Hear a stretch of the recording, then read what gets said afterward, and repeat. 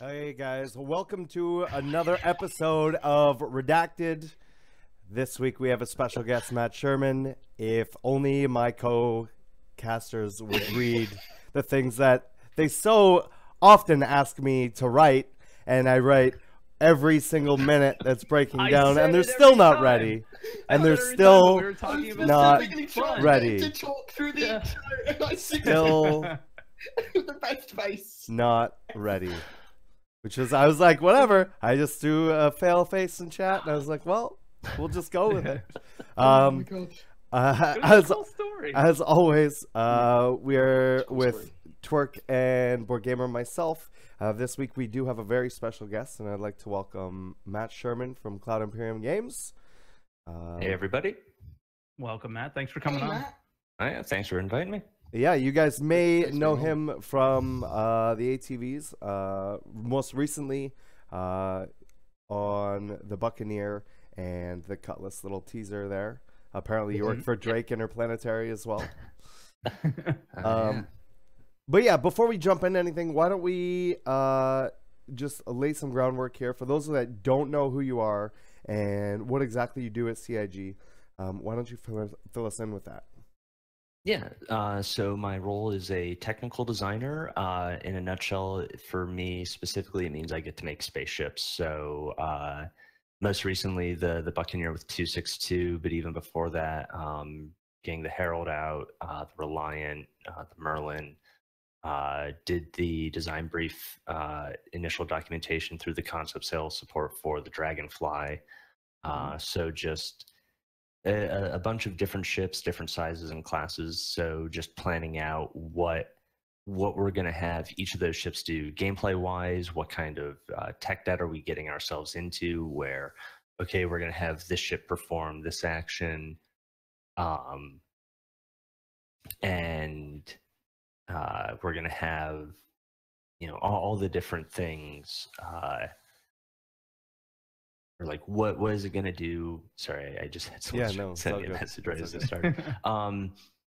What is it going to do? What do we have to build for it? How is it going to break apart? Just all the initial planning stuff for it, and then just build that out and working with our artists, our tech artists, our programmers, and just bringing all the pieces together. Right. So basically, you do the overall ship design of these specific ships. How exactly do you get into that position? It's very like a unique thing, right? It's not like all games have like design for one specific element like that in their game. So how did you fall into that position? So a little bit of it was just honestly luck. So at the time, one of the producers here at Cloud Imperium is somebody that I had worked with for a couple of years on Diablo 3 during my time at Blizzard. And I had hit my 10-year mark at Blizzard. I decided I want to start branching out, growing my skill set as a designer. Saw there was this tech design position here at Cloud Imperium, and so contacted Alex, talked with him, and then just interviewed, tested through for the position. And so when was that? How long have you been with the company? Because I feel like you've been here for most of the time that there's been an LA studio. Since the start. So I was actually I'm actually a long-term backer. My actual personal account ID is one of the, it's a 4-digit sub 10,000 backer ID. Nice. So it's like I remember first seeing the article where it's like, oh yeah, cool, Chris Roberts is about to announce something new. I need to be paying attention to this. Yeah. But then for actually working at the company, I started January of 2015. So I've been here just over 2 years now. Wow, feels like longer, I guess. Yeah, it does feel. Yeah, I feel like because you were on. I think you've been on so many CIG video type things. Like you would come downstairs when RTV was down in the basement and show. So I feel like you've probably been on camera more than any other dev besides Lando, Tyler, Sandy, and Ben, and the I would even the say community guys. Yeah. Yeah. Besides anyone related with community, I think you've been on more. That's why it feels like Yeah. you've been around for a while. You know. First time, That's only 2 first years. time I remember seeing you, Matt, was Item System 2.0 in season 2, episode 1 of Around the Verse. Wild. Yeah. That was a Board while Board ago, knows yeah. Board knows the Specific. exact time and second What? Yeah. that he appeared on I've got stream. notes on people.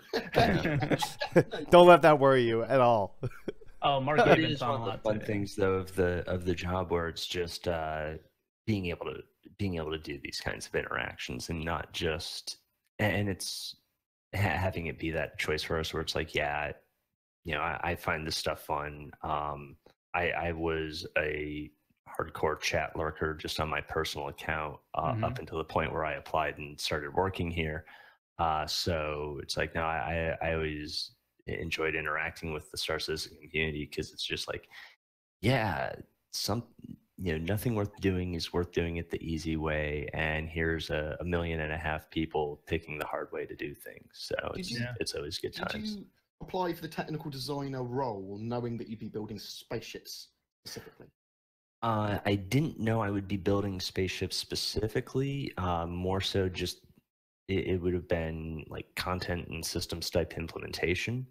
And then as I sort of got used to, okay, this is what LA Studio does, and everything sort of, because even the past 2 years since I got here, just all of our processes, our pipelines, all that stuff keeps getting so much more refined and improved. Where like just having worked on the Buccaneer recently, that was one of the most entertaining and easy to build out ships for how much we've worked on making sure this process is as effective as possible.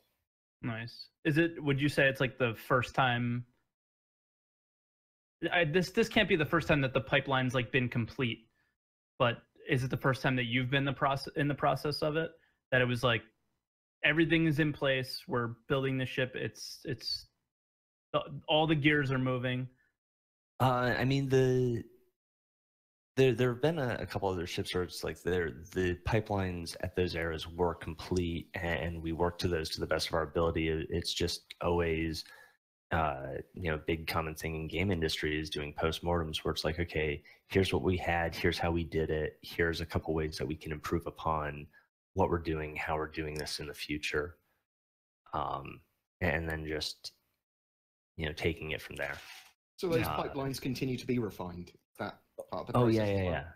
Yeah, I mean, there may just be a small thing where it's like, hey, maybe we should try and put all this ahead, get a plan for this going in white box, so we could circumvent some of these other steps, or put ourselves just on as strong a footing as possible to make sure as few of the different disciplines and teams hit roadblocks on the way from white box to flight ready.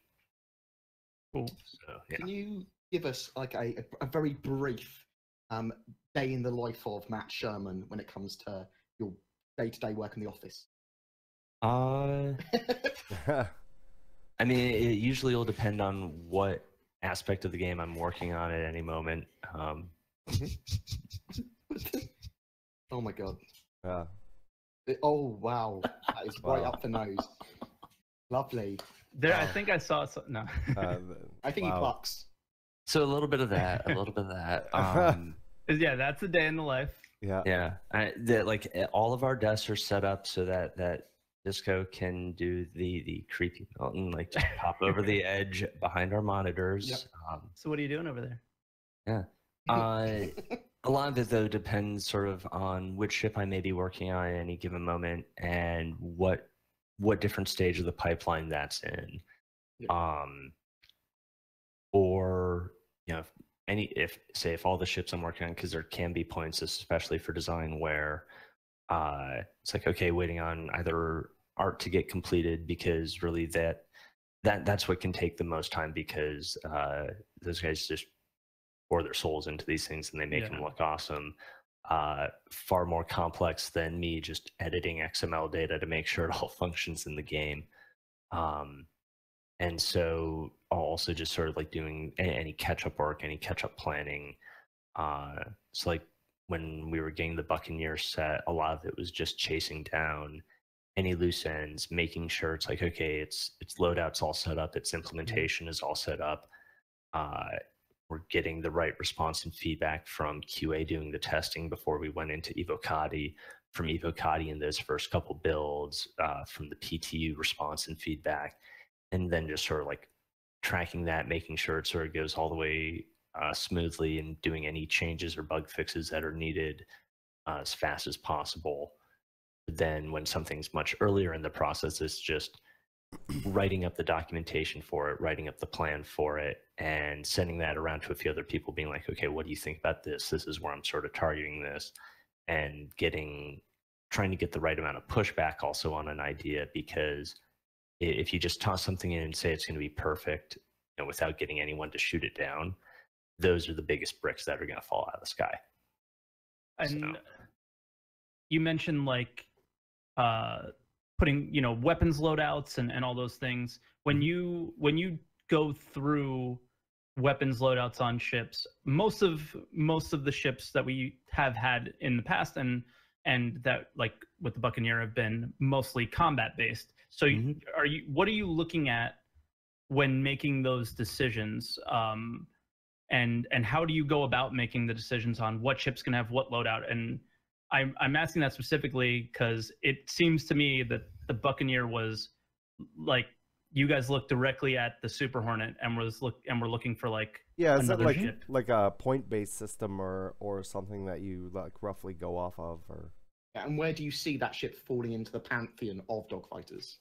Yeah, so for the Buccaneer specifically, it very much was built as a direct compete against like the Super Hornet Saber dominant metas. I mean, Super Hornet is still an exceptionally strong ship, but this was to create a very different longevity style, but still be able to bring the same kind of comparable damage and harassment. And so, yeah, I mean, it was built for that. And for really any ship, it's sort of figuring out, okay, what is its purpose and role projected to be in the universe, and then just making the decisions based around that. So something like the Reliant or even, you know, the Prospector, both of those, they don't have really that big of gun mounts, but they do have these bigger utility mounts on them to be able to do more of the cool extended gameplay that we're going to have, you know, building out as the P really develops. But then for something like the Buccaneer, very much from the ground up, it was like, yeah, it's going to be a flying gun mount. It's going to be a flying gun mount, and it doesn't care about living; it cares about killing, and that is exactly what it was built to do. I mean, it terrifies me that Buccaneer's got around 50% of the weaponry that the Hurricane's got. That's what scares me. The Hurricane's got a lot of guns. Yeah. Oh, the Hurricane does have a lot of guns, but it's also because like Calyx out here in LA was handling the Hurricane, and so it's also interesting making sure that because in a few thematic ways, both those ships seem kind of similar, but then making sure that we're going to have each of those feel and act as very distinct entities in the universe, where how I was sort of talking with him was, if you have, you know, a fighter, or so you have a Buccaneer and a Hurricane, each guarding a larger ship, right? The Buccaneer on either side is trying to shoot down the Hurricane and then the other Buccaneer, because it's sort of that harasser, where that Hurricane is the one trying to take down that larger ship, because it's just like giant guns, eat it. Yeah. And so it's making sure that we're getting enough of that interdependency between different ships and counterbalance between the different ships, sort of just built in layers. Now, before we jump into more specifics about the Buccaneer and some of the other Drake ships, what other ships have you worked on in the past? And to what capacity have you worked on those ships? Like, is it just a little thing here or there? Because with the Buccaneer, it seems like you've been heavily involved with this. But with other ships up until the Buccaneer, what sort of things have you been working on? So one of the very first ships that I worked on when I had started here was doing the implementation on the So that wasn't really adjusting its design at all. That was sort of taking the previous design that had been drafted up when the Constellation Andromeda went on sale initially, and what was planned out with it then. So building that out into the game, working with Elwin on that. And then after that, it was actually the Reliant was the first ship that I handled sort of a full design brief to implementation treatment on. And then that one still sort of had the gap in time between when we had the design brief and the concept still for it and when we actually got the ship deployed out flight ready. Between that, did some rough design treatments for what eventually became the Saber, but a lot of that was handed off to Foundry 42 because they really had just Aegis ships down. Yeah. So they carried that one out. I mean, that might sort of lead me into something else. Do like the different studios have like control of the different pipelines for specific ship manufacturers, like LA for Drake, Aegis in Manchester? Not so much pipeline, but more like style guides, I'd say. Although that would more be an artist type question because they're the ones really driving that. Where I know, you know, Elwin, Jin, Daniel, they did a lot of the driving stuff for making sure this is what Drake looks and feels like, along with Chris Smith and Josh Kins in our Austin office. So yeah, like the US studios did a lot of stuff for the defining of Drake.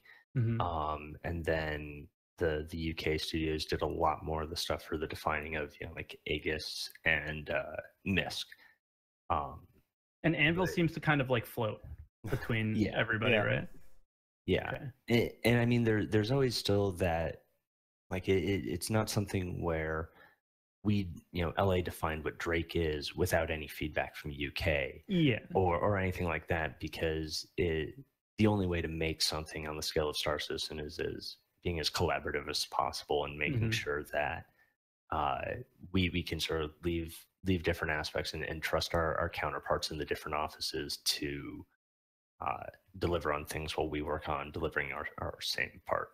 Right. Yeah, I guess we as backers kind of are like, oh, the LA studio is super cool, and oh, the UK studio does this, you know. So I guess we kind of make it like a little bit of a competition, even though everybody's on the same team. So yeah, definitely. Well, I mean, it's still fun because, you know, I always want to make sure we're building a cooler ship personally than build something cooler than Foundry, because if nothing else, that means they're also going to want to step up and make sure they now build something cooler than what we built previously, and keep trying to genuinely raise the bar across the board, but also not throwing each other under a bus or anything, because, you know, we're all going to win in this together by making these awesome ships and making everything as good as we can. Is that 42 UK just got served by Matt Sherman? Is that ever an issue? Is having that consistency sort of be across the board with the studios being all over the world, like having those studios so far apart physically? Is there ever any sort of consistency issues that you guys run into because of that? I wouldn't really say on my end of things, or at least because you know, I can just as easily look over my desk, talk to Kirk, who's my boss, and, you know, if he's not there, I can also just as easily jump on Skype, hit up John Crew, our lead tech designer in the UK, who's heading up, you know, the ship guys there, and get the same consistency on the answer. So at least in terms of like the shipbuilding guys, I think we're all really on a good lockstep with each other, where we have a good idea of what each other's doing, how we're doing it, and there's usually not much interference at all on that front. So that's actually a really nice thing, just because it means, I can get in, I can just keep working on stuff, but I also know exactly who I can contact for different specializations of things across our different offices inside the team. Yeah, and that's cool because you could, for the positive of being able to work on the game almost 24 hours a day, there's also that negative of you guys aren't in the same room together, where you can't just be like, hey, John, what do you think? And it's good that everybody's still on the same page, even being that far apart, because you would think that that would potentially be the only negative from having the studios all over the place. I like the idea of having the fresh response though, like literally, Yeah. I can't finish this task because I haven't got enough time of the day. Going home, go to bed, I'll finish it on Great. Tuesday. Someone else has had eyes on it the next day and it's they've made progress. It's Yeah. that's kind of refreshing. Now somebody, the one and only little Richie said Matt Sherman, the king of pirates, and I have a question in here. Now, being that you do work on all of the Drake ships, and I know they're near and dear to your heart, really simple question: good guy or bad guy in the game? He hasn't thought about it. Or Oh is my it- God. No, he's thought Or about is it both? No, Is it no, good guy it's pretending or just- bad guy pretending to be a good guy? Oh man. What is it? I always like to say is the D&D joke, chaotic asshole. So not an overt bad guy, but also not a very sympathetic good guy. So you like Robin Hood, but you keep everything for yourself. Well, no, more I would just burn it all down in the first place, and it's like, you guys can start over. I'm good. Oh, I'm wow. I Yeah, took out the that's big awesome. bad. Yeah. You didn't pay me for cleanup detail. All right. Fair enough. Yeah, fair enough. Yeah, like one thing I've even joked about a few times, I know on Spectrum and stuff, is if I'm ever flying about even just by myself, and it's like, oh, I managed to stumble across a derelict Bengal type thing. Step number 1: blow up its underbelly, like the underbelly cannon, and make sure no one else gets their hands on that. It's, like, it's not about using it against other people, myself. It's making sure no one gets the chance to use that against anyone. And that's sort of how I would lean on things, if that sort of answers it as well. Wow. Yeah, just set it all on fire and walk away. With the Buccaneer, is that the first ship that was basically completely done in like in-house at LA, or was there another ship before that? No, the Merlin was all done in LA. Okay. Yeah, because I had worked with Elwin on that when I was first starting here, so that was all LA. How much of the Reliant was LA. I want to say to my knowledge, the entire Caterpillar, like those guys were just knocking that thing out all last year. Well, most of the end of last year, getting 2.6 ready. But yeah, so there's definitely been a handful of ships that were built primarily like in just LA. If you're also saying now just US studios, that also would extend out for then to include the Herald, the Constellation Andromeda, because Josh Coons and Chris Smith did a lot of work on both of those ships. So Somebody has race cars in the background. I live near a major road. You might hear a helicopter go over in a minute. Got a helipad nearby my house. Okay, Yeah. Deal with it. It's actually Yeah. Bert's helicopter. Now, you mentioned the Herald, and that was one of the ships we saw a lot of art design changes on. Yeah. We saw it go from an asymmetric ship to a more symmetry-based design. Now, do you have any say in any of the art design of the ships that you work on, or does any of the stuff that you do have any effect directly on that? And if so, what things have changed, like the Herald? So I don't have that much direct impact in terms of changing those kinds of major aspects. That's definitely something I sort of leave up to the artist for the decisions on.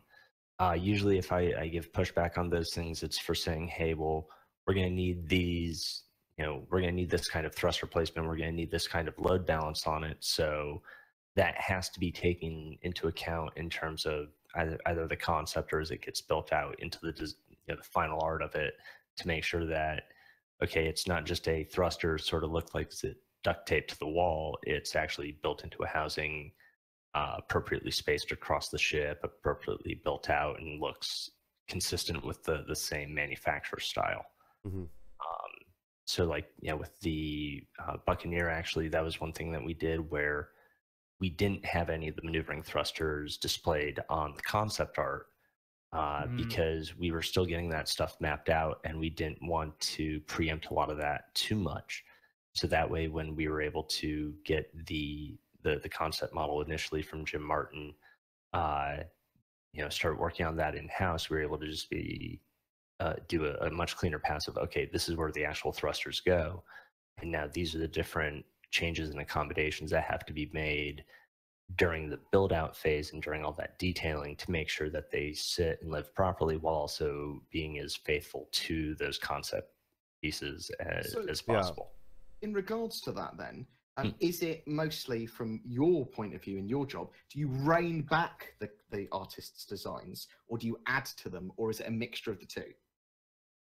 Ideally, it's a mixture of the two. Okay.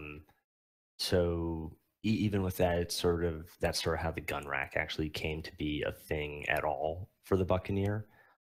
So some of Jim's early concept pieces he was sort of exploring a 2-seat design when we really had just wanted this to be a single-seat fighter craft.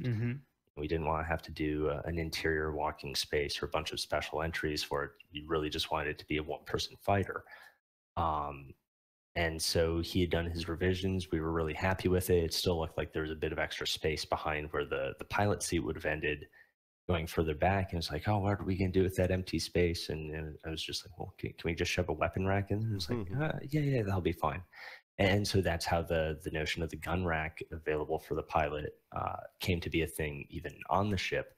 But then even with that, we had different complications in terms of animation and interaction metrics that sort of stalled us from being able to put it on the ship immediately when it just went out in 2.6.2. So that's going to have to be something we sort of take another look at in the future, and look at another way to try and get that built in as something you can access, something you can pull some guns or some ammo magazines out from. But that very much started as sort of that back and forth between concept and design. So that the gun rack is still going to be a feature of that ship, and is still going to be something that I can access, even though we can't access that now in 2.6.2. Is that correct? Yeah, it's definitely in the plans for the future. I could not say when we'd actually get around to that, because while it will be a very cool flavor thing for the Buccaneer, it's also one of those things where if it comes down to, okay, let's start building out this other new ship, an entire ship, versus just adding on or derailing things for one gun rack, then it becomes sort of that cost benefit. But it's absolutely something that we want to bring to the ship into the future. And well, now, Matt, about how looting and interaction with those smaller items will happen on ships now. Like if you've got that gun rack behind you, how are you going to pick it up? Are they going to do it simply like you just loot a container with a gun rack in it, but Star Citizen super high fidelity, where they want you to pick up these guns, and which is all the sort of problems that sort of caused a roadblock for us, because while if you're in your car, you have your dashboard, it's like, okay, I could put a stick just easily on my dashboard, but in terms of game metrics, game logic, making sure everything runs smoothly, runs cleanly, just putting something on your dashboard loosely wherever doesn't always function right. And so that's what a lot of these interaction metrics are, where it's that actual standard basically of, okay, this is how far out you can be interacting with this, how close you have to be, how tall you have to be, at what position everything has to be set up. I know some of our past ATVs in the past couple months, like if you ever see something where it's a character standing there and a bunch of arrows scattered around from their feet, that's sort of what some of these different interaction metrics are based off, where that's saying, okay, this is how far out I can be before I can start sitting into a bench, before I can start picking a bottle off something or placing something onto a shelf, and just making sure wherever we put the gun rack then in the future is able to cleanly work with that. Yeah, I was always when it didn't make it in, I was curious if it was like oh well, we don't want gun racks on single-seater fighter ships, but it always for me seemed like, well, single-seater fighter ships are going to be involved in combat, and combat might end up on some sort of surface at some point. So I felt like all of them would possibly need something like that. So it's good to see that it's still something that's on the minds, even though we don't know, you know, it might be a while until we see it, but it's good to hear. Now, talking about also the Buccaneer and the different design things and how that could also affect how some of the art stuff is, when you were talking about the gun rack, it totally it completely off of that was the turret. The turret was originally underneath on the design, right? And then, do you want to explain why that turret moved from underneath to the top and sort of what the process of that was? Yeah. So initially, like from the initial concept that had been written up for it, the ship was always planned to have a size 4 mount that had an array of mounting options. Now, when we had those initial concept pieces, because what was planned is the initial, and what we ended up delivering is the initial stock loadout for the ship, was a twin size 2 gimbal setup. That's what the concept piece was built around.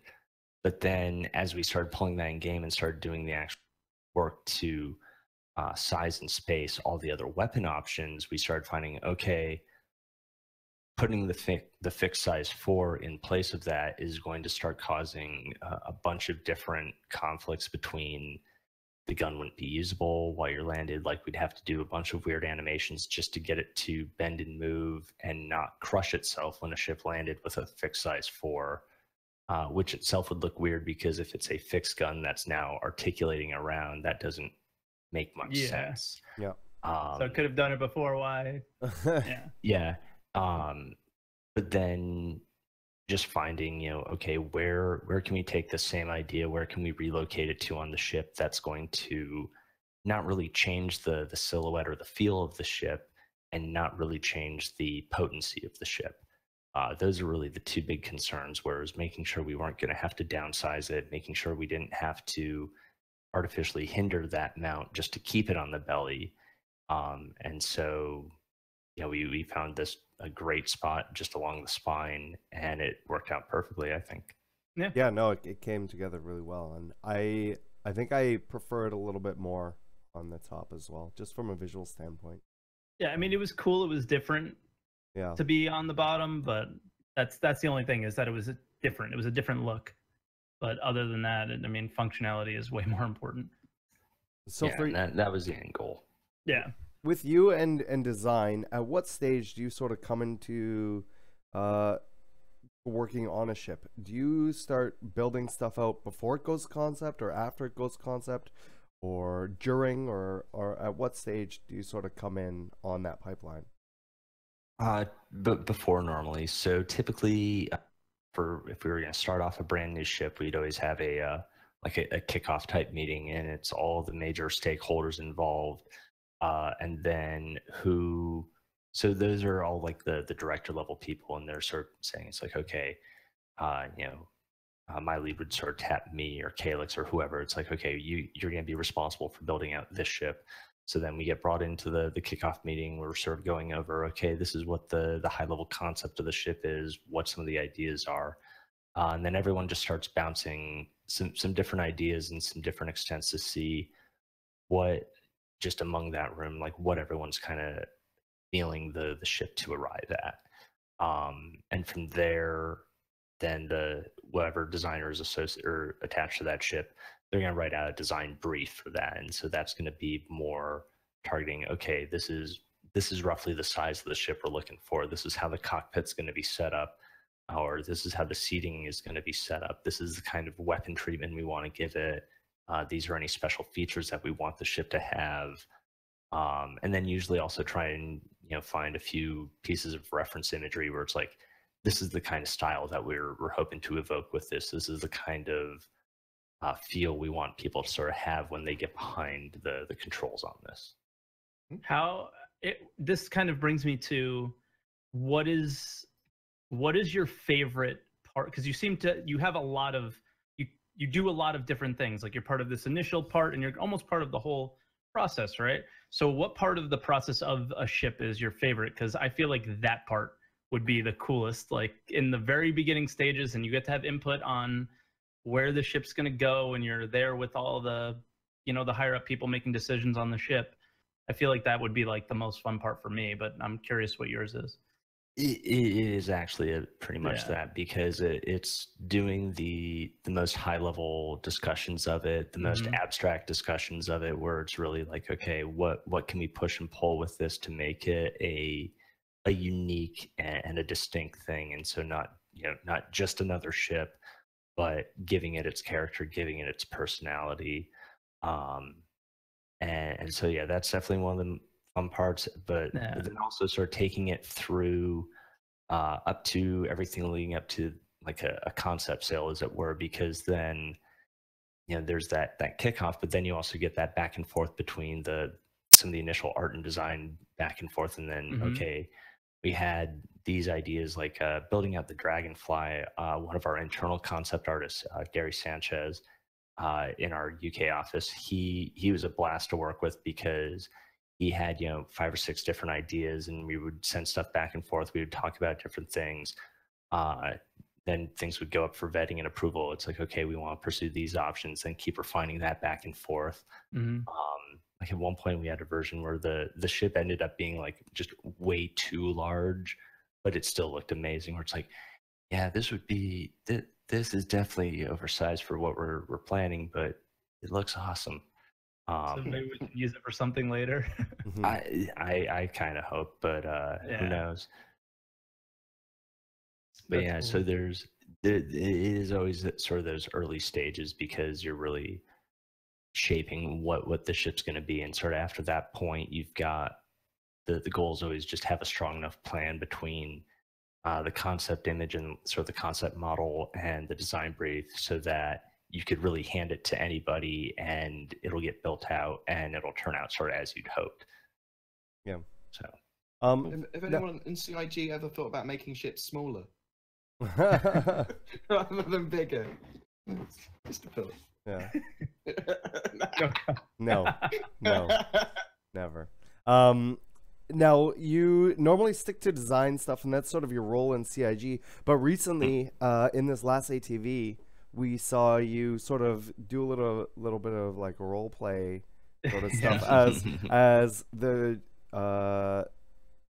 as an employee of Drake Interplanetary. You're still a designer, though. You're still a ship designer, but it's sort of more in lore.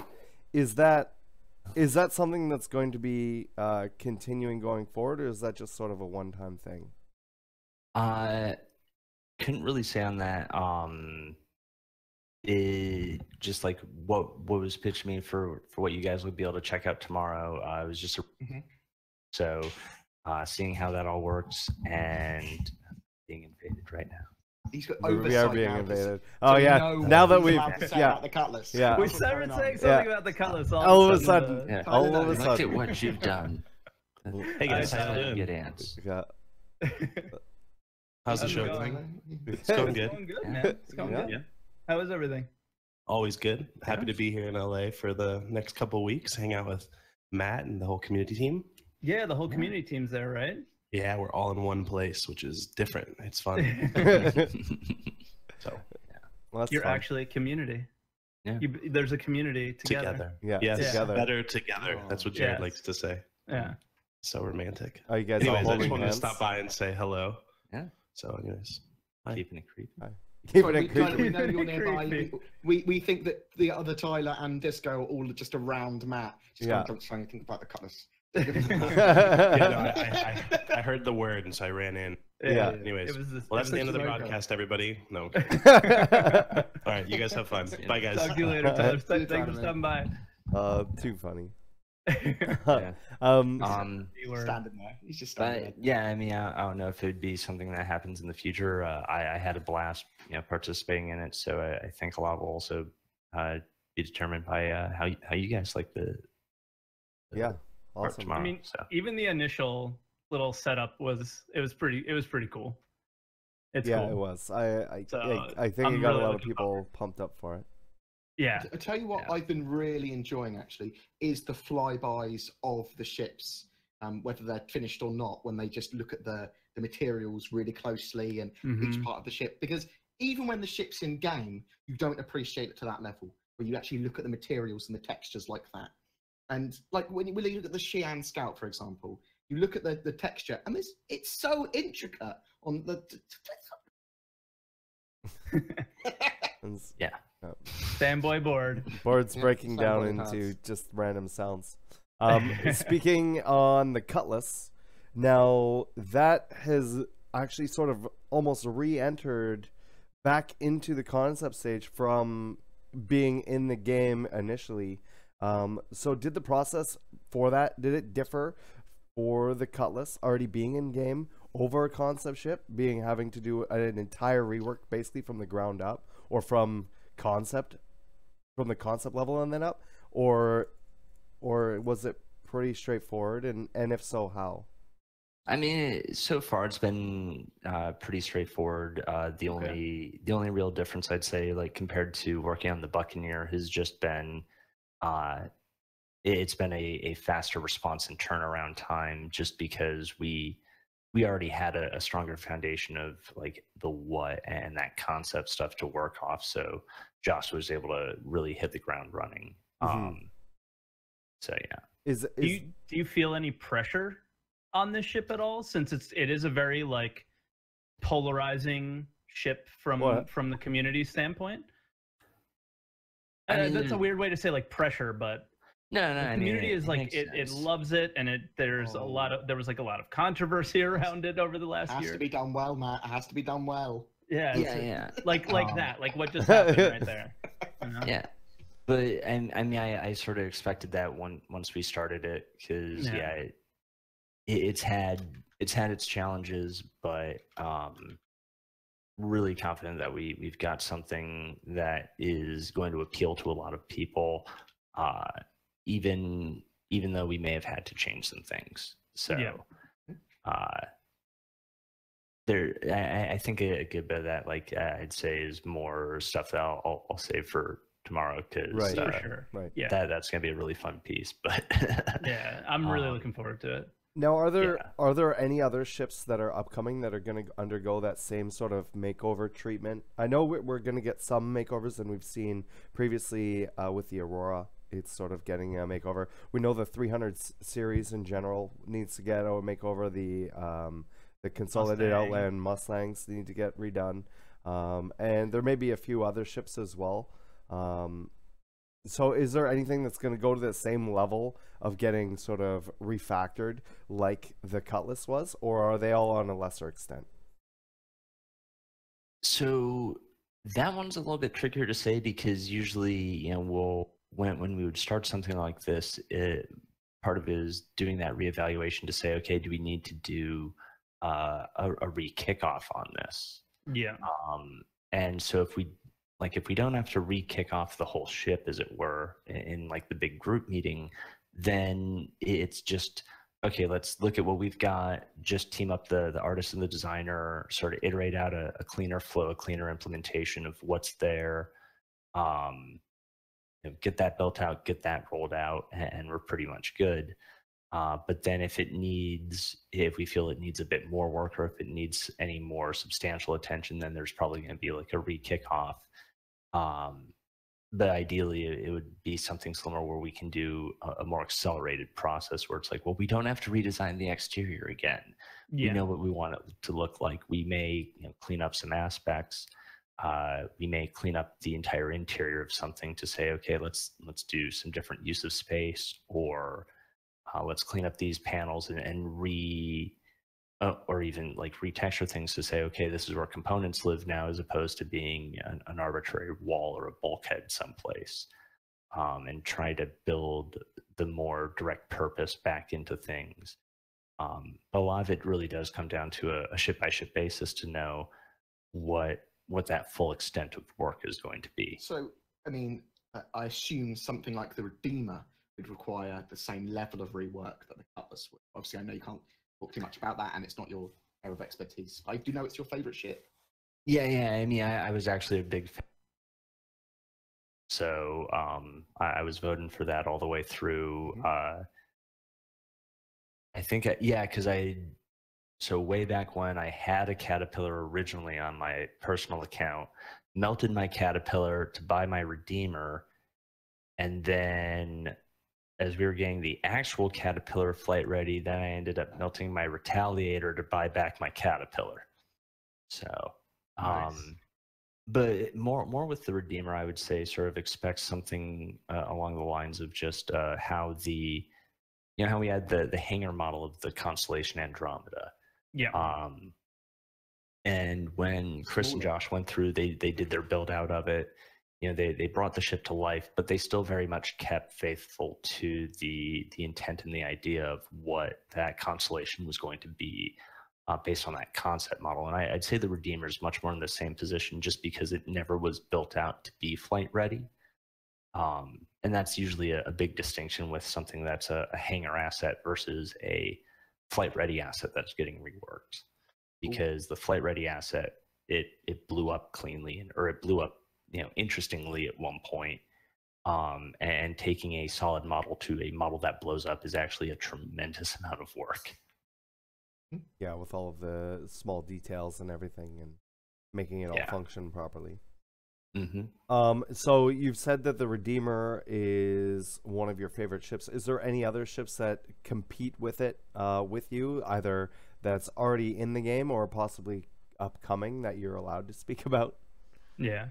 Oh yeah. I mean, enough for things. So yeah, the Redeemer I'm a big fan of. The Reclaimer also I'm a big fan of, because I remember seeing that thing. I was like, I want a Nostromo. Yeah. Nostromo, it is.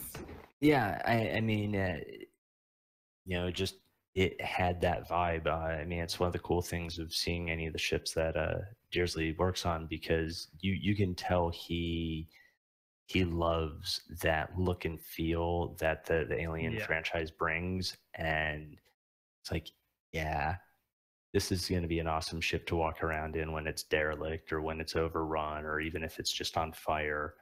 I didn't even think of derelict Reclaimer yet. That should be cool. Nathan Disley's worked on Alien Isolation, hasn't he? Correct. Yeah. And like Matt, every time you see him, he's got an alien, like a he's always on. Yeah, it's either that Whalen Utani hat or something with a bug on it. It's like, all right, yeah. But the cool thing is, that's one of the coolest and most iconic, like, realistic styles of sci-fi that you can still go and look at. Because like even Prometheus, where it's like some people are like, it wasn't a real alien movie, but in many ways it's like, well, the lighting, the feel, the nature of the universe, it still was definitely an alien movie. So that kind of tone. With Nathan, we can see he's been influenced by Alien and Aliens and stuff like that. Now, I happen to know you're a fan of System Shock 2. Yes. So does that influence your work at all? Do you get to see like a little bit of the Von Braun in some ships? Not much of the Von Braun, because I mean, for what it's worth, System Shock 1 and 2, they were all ground game. What the actual Von Braun and Rickenbacker are in System Shock 2 are very, very different things. Because also that's a very discrete piggyback setup, where the Rickenbacker is useless without being bolted onto the Von Braun, unless you have a crazy AI melting reality. And I don't know how that even happens still. Like, I've replayed System Shock 2 a few dozen times, and it still doesn't make any sense to me how Shodan starts to melt reality around her. But yeah, that happens because video games. But in general, though, I do think that franchise does influence me, even to the point where just yesterday I got Calyx trying out the System Shock 1 Enhanced Edition, because we were talking about some different interactive stuff. And so I really, really do love the games. They're some of my favorites, but the out of the box, if you just do a DOS box setup of System Shock 1, the CD-ROM edition, and you try playing that, it physically hurts. It is just because in that era, it came out, I want to say 92. And so we've had 25 years of control and UI improvements built on it since then.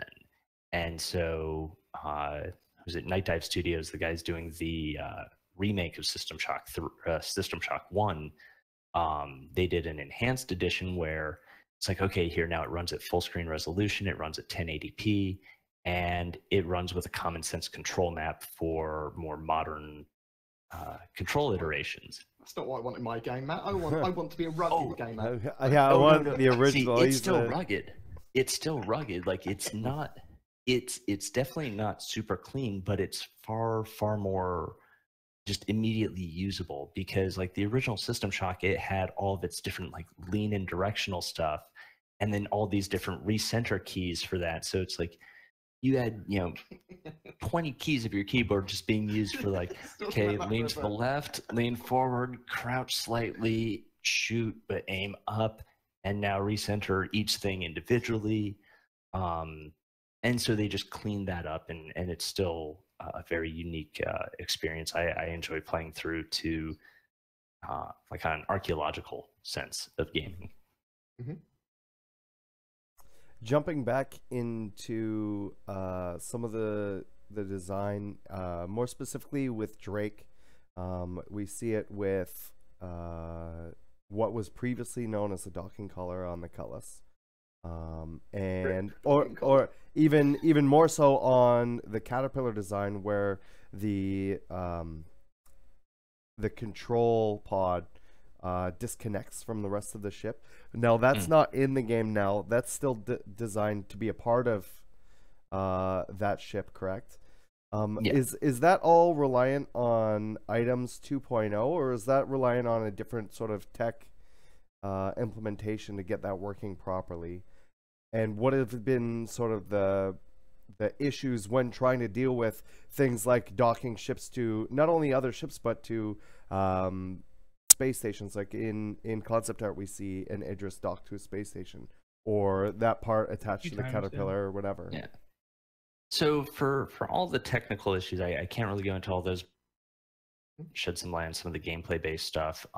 So first off, just with what you were mentioning about the Caterpillar, because like the Caterpillar, the Constellation with the Merlin, the Endeavor in its front section, so there are definitely plans for things where it's a more bespoke detach and reattach type docking situation. But those are more doable because it's also a very controlled scenario. Right. You're not going to have just anything dock up to the side. They're very part of proprietary. Exactly. And really the challenges are always when it becomes a more universally applicable and ship agnostic type thing, just in terms like for between two ships, just the concept of ships having motion. So a ship's IFCS, it can really drive that ship. But then if you suddenly attach another 20,000 kilograms onto it through this one docking port, it doesn't freely get to know how to control that, how to pass that information on. You may not always want it to, because say if you're being attacked by someone hostilely, you don't want their ship to suddenly gain control of your ship's maneuvering capability, or your ship to maneuver in a way to be accommodating to them. Right. You want them off of your ship. And so the one thing that I always like to bring up with that is, the executive decision problem. If any of you guys have seen that movie. So it's a classic movie from the 90s with Kurt Russell. The top billing of the movie is Steven Seagal. Oh, there we go. Who I believe is dead by the 20-minute mark, because they are using a stealth bomber to creep up underneath the 747 and do a mid-flight in motion. We're going to dock in, have people pop out, and the bomber below, it's like the two ships start moving in opposing directions too much. It starts causing that docking collar to rip out. And then you see Steven Seagal just tumble through the air. 6.4 on IMDb, and the Rotten Tomatoes film is him tumbling through the air and dying. Wow, there you go. Yeah.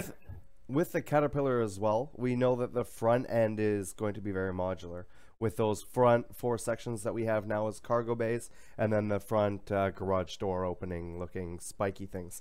So 2 sort of questions. The first one is, we've seen some of the work previously done in concept with that. How much further has that come along, if you can say at all?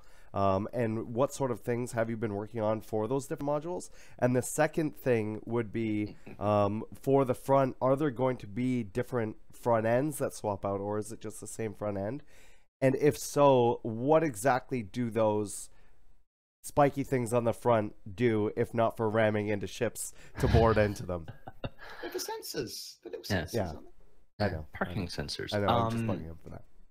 Yeah, and I mean, in terms of what possible options could be there, that I couldn't really say. Calyx was really the one who took over the design and implementation out on the Caterpillar. So I can try and roll some of this by to him. There were a bunch of those things, as you mentioned, though, of the different ideas that we could explore with the ship during the concept phase.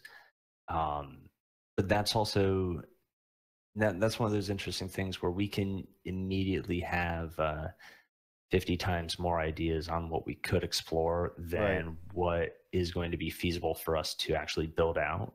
So a lot of it is building this giant list of, okay, these are all these possible options that we can do.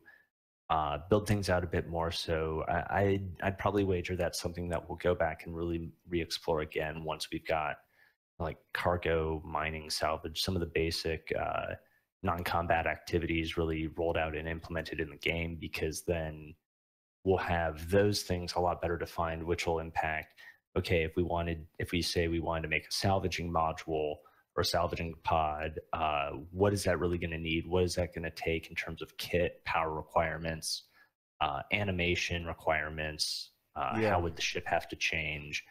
And it really lets us solve all those knock-on effects versus trying to say right now, okay, we're going to make module type X, but not really understand what that means or what the implications of that are until it's like, we can't do that anymore because it will cavitate the ship and explode reality. Right. Well, one of the things that I'm kind of surprised we haven't heard or seen of at all, because it is in the game, is combat modules, right? So something that maybe replaces that cargo space with something that's a little bit more weaponized, because that ship is kind of as it's sold is more of a cargo platform as it's sold with those modules, but we know that ship's very modular and be able to swap things out. So yeah, well, I mean, even with something like that, because some of the more almost novelty concepts that you could sort of just take, just basic thought with that ship is, it's like, okay, people want a Q ship, you've got this giant long ship, people would want the giant long Q ship gun. yeah. But then start going off with that, it's like, well, right now we're only about size 5 guns out of what player facing of size up to size 12 would become. Yeah. So it's making sure that it's like, so are we saying we're building a size 10 gun or a size 8 gun just to put in the spine of this ship? How about we wait till we need a few more size 10 guns, then we find out what those impacts are, and then find out how we can accommodate that into the ship later to also make sure it's as interchangeable and usable as possible, because it's something, would you want to say you have to take up X amount of space in this ship for this one permutation of a gun ever, Right. or you take up X amount of space for this one hard point for a gun. Making sure. Go ahead. Well, that brings up a big thing, because I've never even thought about that. Like the Caterpillar is my favorite ship. And I've always looked at them as individual modules and always being like that, not thinking them as, oh, it could be one big module that replaces 4 of them, or one big module that replaces 2 of them for something else like that. Is that something that you guys are exploring or have explored? Again, I'd have to bounce some of this off Caleb, but it's something that I would want to say an off the table concept, but it's more one of those things where we're letting enough other parts get built out, get stabilized, so then we can see, okay, if we want to pursue this, what would the performance impact be?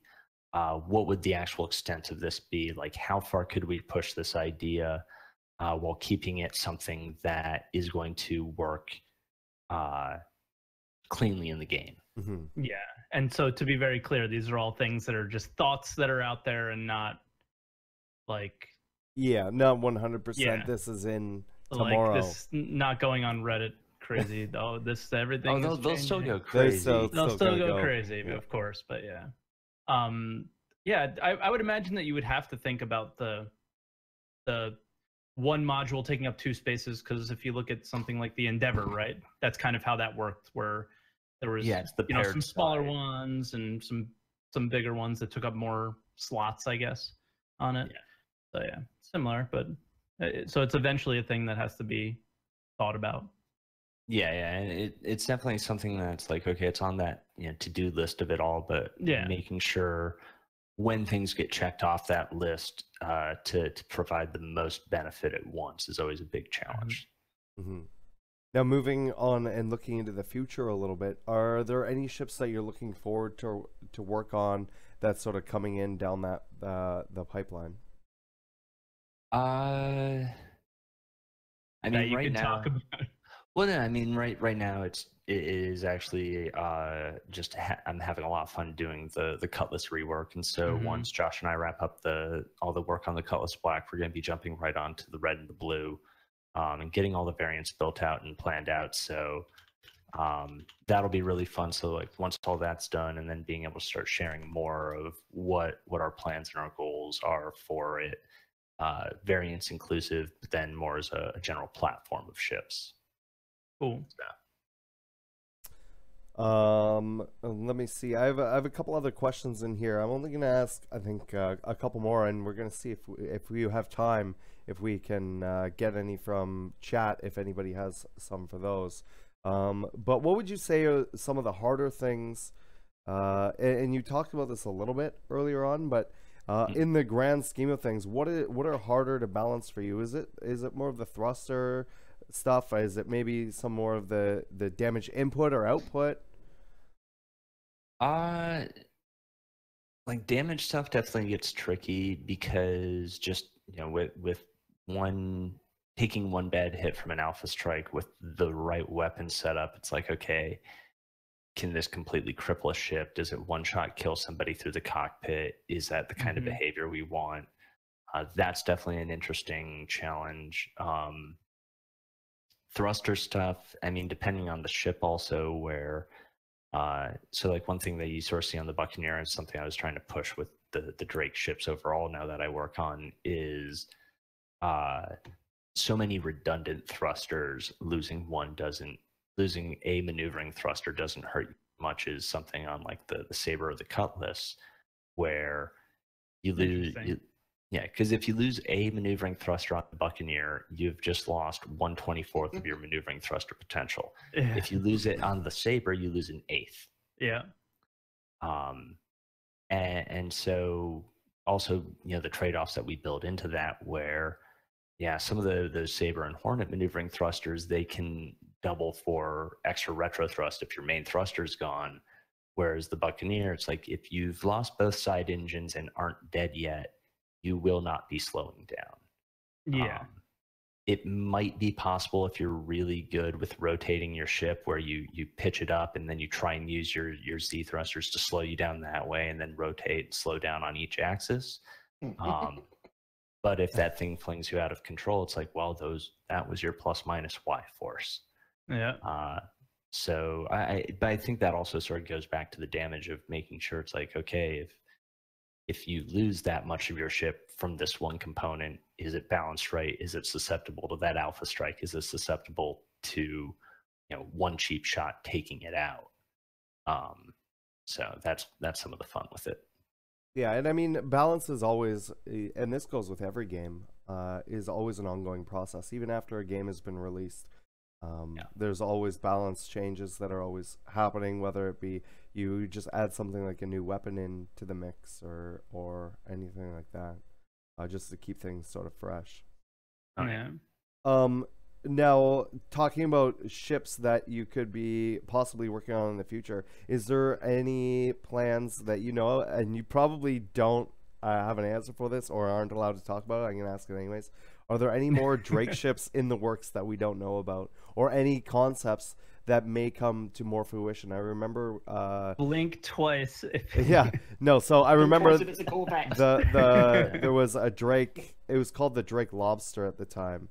But there was that sort of concept. Yeah, so the Drake Lobster's in lore, and it was in, I think the dude who owns Consolidated Outland has the only copy of one or something like that. But are there any other ships from Drake that we're going to possibly overall, see, or I'm anything actually you'd not like sure. to see fill out that sort of lineup? There's definitely a few things I would like if I had sort of free reign. It's like, oh, I can just 10 new designs.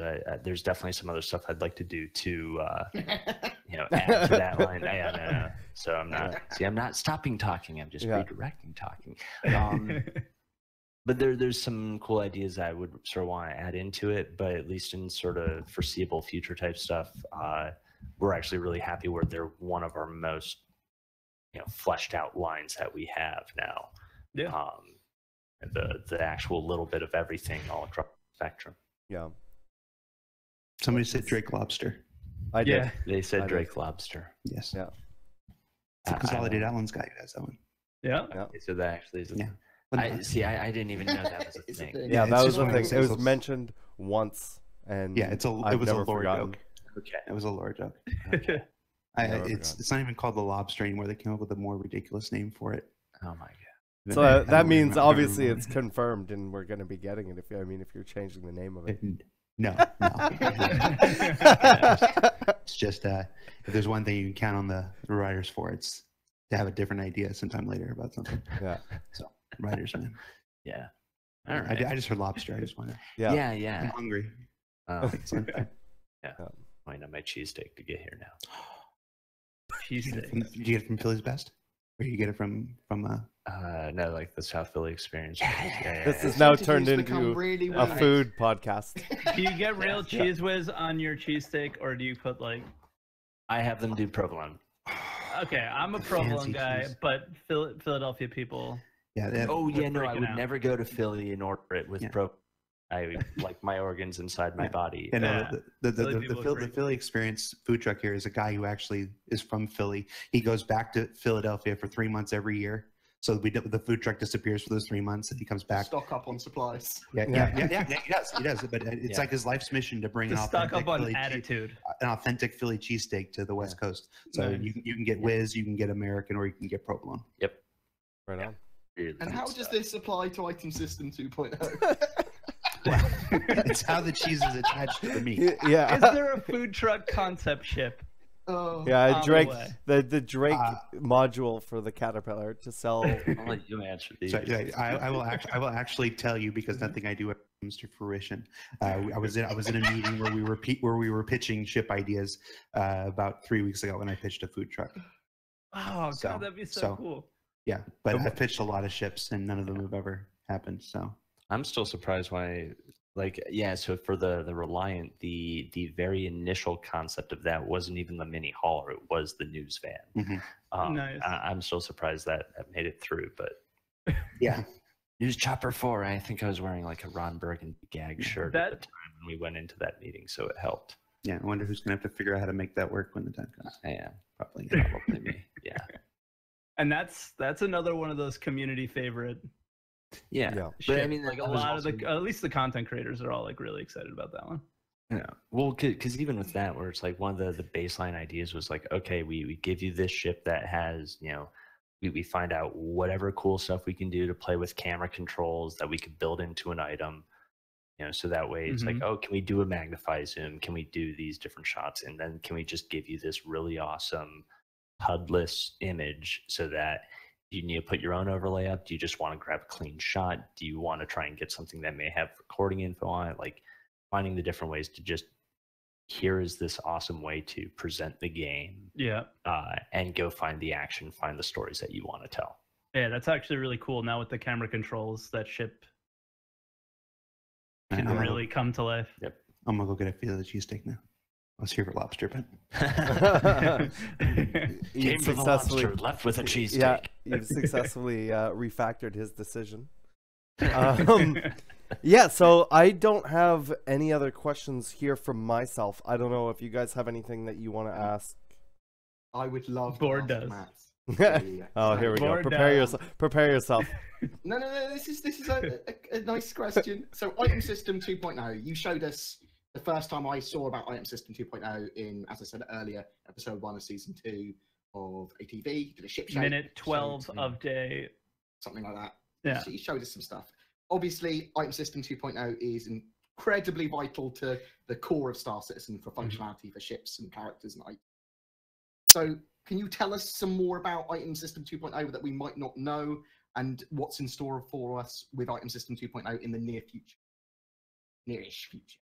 So it's kind of an interesting thing because it sort of has taken on a little bit more broad coverage of some of the initial ideas where it's like, okay, at first it was just refactor the different components, but then part of that refactor led to, well, hey, we need to make sure everything can communicate and talk with itself cleanly.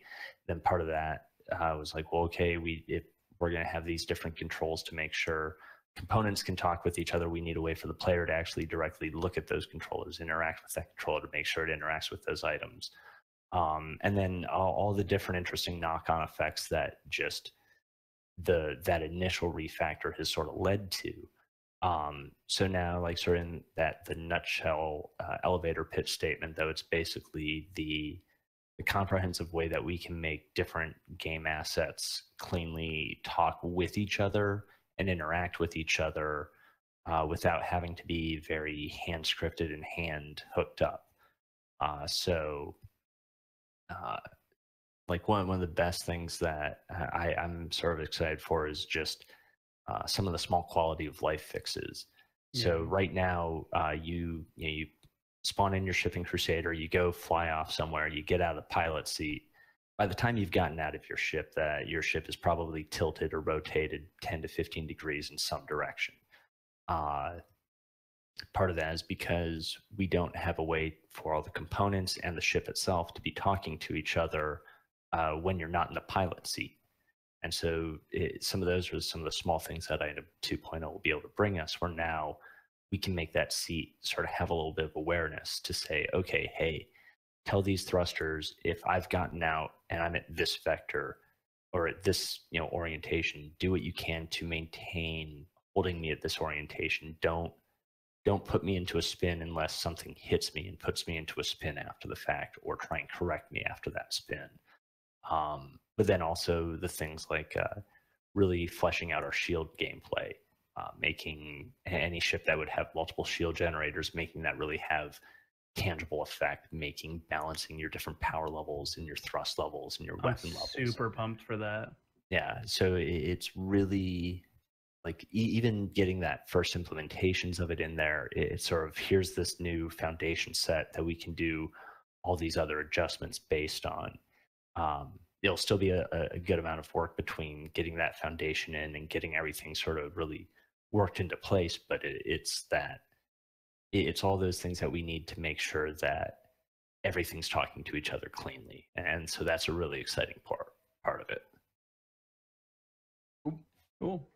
Yeah, Twerk, did you have any other questions or anything for him? I know we went through a couple from the community that we had already. Yeah, no, that's really it for me. Okay. As far as like anything other than, why do you hate Ultima Online so much, Matt? Yeah, why? No, I actually don't hate Ultima. I know. We Tramiel happened for a reason. I know. You hate Tramiel. I do. Tramiel is the history of Ultima. You hate Ultima. I know. Oh, wow. No, I love it. No, he just Then you admitted love it. You made me say something I didn't want to say. No. Yeah. No, that's really it, and we can let you keep working on the Cutlass stuff and all that. Yeah. But I mean, you're the first guest that we've had that is like a CIG employee. We had Pedro on way back, and I just really want to thank you for coming on. I really appreciate you taking the time out and hanging out with us, because you're in the chat regularly and are an awesome piece of this community. So I appreciate it, man. Community, as well as Redacted, appreciate your community connection. Like, yeah. you And Spectrum is awesome, especially for my videos. I steal everything I see you say there. That's a video. Yeah, no, it's just appreciated, Matt. So thank you very much. Yeah, man. Yeah, thank you so much. Now we know tomorrow is the big Cutlass reveal as it's been built up to it. Is there anything that you can sort of talk about or hype up about tomorrow that's not going to totally ruin the ATV before we let you go here? No, I really want to make sure I'm not stealing any of its thunder. I had a lot of fun making the piece. I've had a lot of fun just working on the ship and getting it, getting to a point where we could do the kind of bit that we've got lined up for tomorrow ready. So you guys may see me pop into your different streams and channels after we've got it aired, or I'll probably be around Spectrum after it's aired to just get some response from people. So really looking forward to everyone's thoughts tomorrow. Can you do a smug face, Matt? Because I'd like to do a smug emote for you after you've done the Cutlass piece. So that'll do. That'll do. there you go. Yeah, that'll work too. There you go. Works perfectly. All right. Perfect. Thank you so much for joining us on the podcast. We'll let you get back to work, and we're going to jump into the news here. So just really quickly, I am going to switch over, and we will. He's still that way. Oh! Yeah. Yay. Okay, so. Stuff. Oh, technical difficulties. Oh, man. All right. Okay, there we go. I've merged with Matt Sherman somehow. Oh, God. No, it's all set up. It's all set up, and we are good. So we can go a little bit longer for this podcast because Tomato17.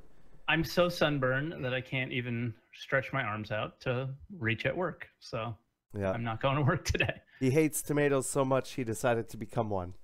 Oh, God. To fight for the cause of not being eaten. Oh my God. I forgot to set my alarm for stream today, and I woke up half an hour late, but I woke up at just the pure pain. Not fun. I believe it, dude. I'm not a fan. It's amazing. Global warming is real. We're getting closer to the sun. It has nothing to do with carbon monoxide. Yeah. Carbon dioxide. Twerk has ripened. Oh my God, that feels tomato, man. Oh man, it's just so genius now. So genius. Oh man, it works now more than it ever has. Okay, cool. so what was it? We had our first guest. Yeah, no, that was awesome. Woo, it was really awesome having. We're a real podcast. Yeah, we're a real podcast. It was cool. It was cool to have Matt as our first official guest too, because he spent so much time in chat. It made the most sense. No? Yeah, definitely. He's always around, always the reason I know so much about the Drake ships is because of him and being able to do that. No, it's not that Pedro wasn't a real guest. Pedro was a real guest. Whoa. He was he's a contract to CIG. Pedro's not a real person. He's just an AI. He's just an AI. You photoshopped him in. He's not real. Yeah. Love you, Pedro. He's really. It's just that they're outsourced, kind of. They're not they don't go into the office each day. Yeah. Right. Now let's. Who wants to talk about this stuff while I'm playing videos? I'll do it. Okay. If you want to jump into the news. Yeah, we'll do the quick news.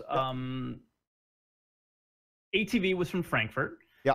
And we've been seeing this. I think it's been 3 or 4 updates from Frankfurt. And in between, at some points, we've been seeing updates to the guns. Yeah. It seems like they're taking pretty long. Right? Yeah, I mean, look at the detail on the guns, but at the same time, doesn't it feel like the weapons take almost as long as the ships? Obviously, we don't know when they sometimes ships are being worked on and we don't realize it a lot of the time now. So it seems like the ships might be coming along quicker than they really are. But do you feel like the weapon pipeline is they just might be super more solid as the ship pipeline, or maybe they don't have as many employees? Or maybe they're more it? prioritized, right? Maybe they're I think there's probably a bottleneck somewhere in the pipeline, which means like the second lighting pass or the second polish pass or something takes a long time, so they can get a lot of the stuff done pretty quickly. they get to a point where it takes quite a long period of time to finish off. Yeah, like I They feel prioritized. like this shotgun that we see, I feel like it. The Ravager I've or seen- The Devastator. The Devastator. the That's Castex in arms. the Devastator's in game right now. Yeah, not the Devastator. The Castex arms, the double. The dual Barrel shotgun. Yeah. Yeah, like I feel like we've seen it quite a bit now, and it's Yeah, like they and- teased that a while ago, right? Yeah, and I'm like, I think we can shoot that thing. I I wonder what. think we can I shoot wonder that. Like it looks pretty damn good. I think we can. I shoot think it. that's wonder- ready to come in. I mean, because I'm a dev or whatever. But I'm just curious because it does feel like for something that's smaller than a ship, that the pipeline does take about the same time. But there must be a point where they decide to show us that it's not Right. like it's different or whatever. I don't know.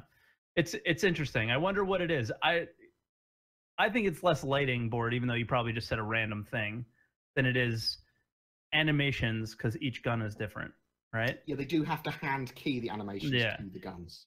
And then Which will take time, yeah. yeah, and then but now what was it, this week's ATV or last week's ATV? For some reason I can't remember, where they showed they had that tool for the animations. That was Yeah, last week's ATV, that right? was last week's ATV. Yeah, that's Yeah. jumping ahead. We have some stuff about that later on for the different Okay. animations and Ooh. stuff. The next thing here is not only the rockets and the pods were sort of redone, which look really cool. Yeah. And I have a quick video for that. But more importantly, they work on the ballistic cannon and its modularity. And what do you think that means with its modularity? Like, what parts do you think are going to be able to swap out and swap in? Like, are you thinking like we're going to get different barrels, or will it be something like different ends, like a flash hider? Like, I know obviously a flash hider or a silencer Yeah. on a ship in space don't make any sense. But do you think like they're going to go sort of that route of like it'll be upgradable just like a rifle would be, or do you think it's going to break it down into more larger style components or cooling or whatever? I think we'll get a few. We'll get like 3 or 4 parts of the gun we can change. See the ammo type, which I suppose we'll be able to do with lots of them. But like the barrel, the chamber, stuff like that. So we might have to have a longer barrel that fires more slowly, but is more accurate at range. We might have one that's shorter but fires a lot faster. Stuff like that. I don't suspect it's going to be too like crazy. Right. See, I thought it would be similar to because they already are building out the with shields and other components on ships, that there's subcomponents, right? And I can't imagine that there wouldn't be subcomponents on weapons that are similar, I guess, because what you're mentioning are obviously subcomponents on weapons, but things that would make them less, like, get hot less quickly, maybe more power efficient, things like that. So those are things that can possibly be changed as well. But if we go back to previous episodes of ATV, we've seen the weapon get larger as well. So like they were kind of going away from the size system a little bit, right? It's only a little bit larger though. I mean, the idea. Yeah, but it was essentially going from like if you look at like if you look at the Bulldogs, Badger, Panther. Right, it almost looked like it was doing that, and that was based on what attachments you were putting on it, right? So I thought possibility that the size may be a factor. Like you can change the weapons so that it does go from a size 1 to a size 2. Yeah, like if you change for a ballistic weapon, if you change the ammo to a specific different size, like a 30 millimeter to a 60 millimeter, then you would have to change the barrel as well, and that would change the size, and it would have to come with a different mount or something like that. It's curious, it's cool. It's pure speculation from our We're all speculating 100% right now, which is annoying because I'd like to know how these weapons are going to work. Is it going to be that you literally assemble a weapon separately like you would a ship in a loadout screen, then you get that weapon and put it on your ship? Or can you almost change parts of it on the fly? If it is made of separate components, like insane. Is it almost like we see with the character loadout, what they showed in previous ATVs, where you can add weapon or add different parts to the weapons, like the silencer and different scopes and different magazines and things like that. If that's sort of the same thing that they will be doing with the weapon ships, or will it have its own bespoke, like, sort of weapon loadout like thing, where it's just you have that specific weapon and you use the different components on it, or whatever? Or is it a tiered thing where it's just tier 1, tier 2, tier 3? I did really like tiered. the rockets as well. Like, yeah, those rocket pods. I'm going to change up any of my missile pylons I can for rockets. I love rockets in games. I mean, do you remember when they've been kind of harder to play with? Well, they're on the Delta, right? Yeah, the only places that we have them currently is on the Delta. And when they first came in, those were really awesome. And then over time, I guess with adding things, it became a little bit more difficult to work with, along with the shotguns. It's kind of hard to tell where they're going to explode or whatever. I haven't used them in 2.6.2 yet. Yeah, I haven't either, and I'd like to try, because with a lot of the network improvements and things that are going in, maybe it'll help with the shotguns and those rocket pods specifically. I'll actually probably try that tomorrow. And but they're really cool. I agree with you. They're really cool, and they bring me back a little bit to the Wing Commander days, and it's weird because it's a combination of two things. Wing Commander had these missiles. I forgot, to be honest, I forgot what they were called. Swarm missiles, I think, where they would basically do exactly what the Rattlers. The Rattlers. What the Rattlers do now, but they had the same kind of not animation, but effect that the rocket pods have. So you launched them, and it was kind of just boom, boom, boom, boom, boom, boom, boom. You launched a bunch at once. Yeah, if you've ever seen, like, any of those, it was as quick as you can click, you can fire them. The Robotech or Macross animes, when they have, like, all the rockets firing out of them and stuff like that. Yeah. That's always been something I'd really want to see in game, and I think would be really cool. And hopefully we'll be able to do with different types of rocket launchers, instead of just firing one at a time or whatever. It could just fire all of them all at once, like just unload them. Would be really cool. Yeah, wow. Exactly. And just and you have the trails and, like, the whatever. Just from a visual standpoint, I think it would look really cool. They also got a new lighting artist and worked on modular surface outposts for the lighting, and specifically with that means that they're able to bring in the lighting as a modular asset.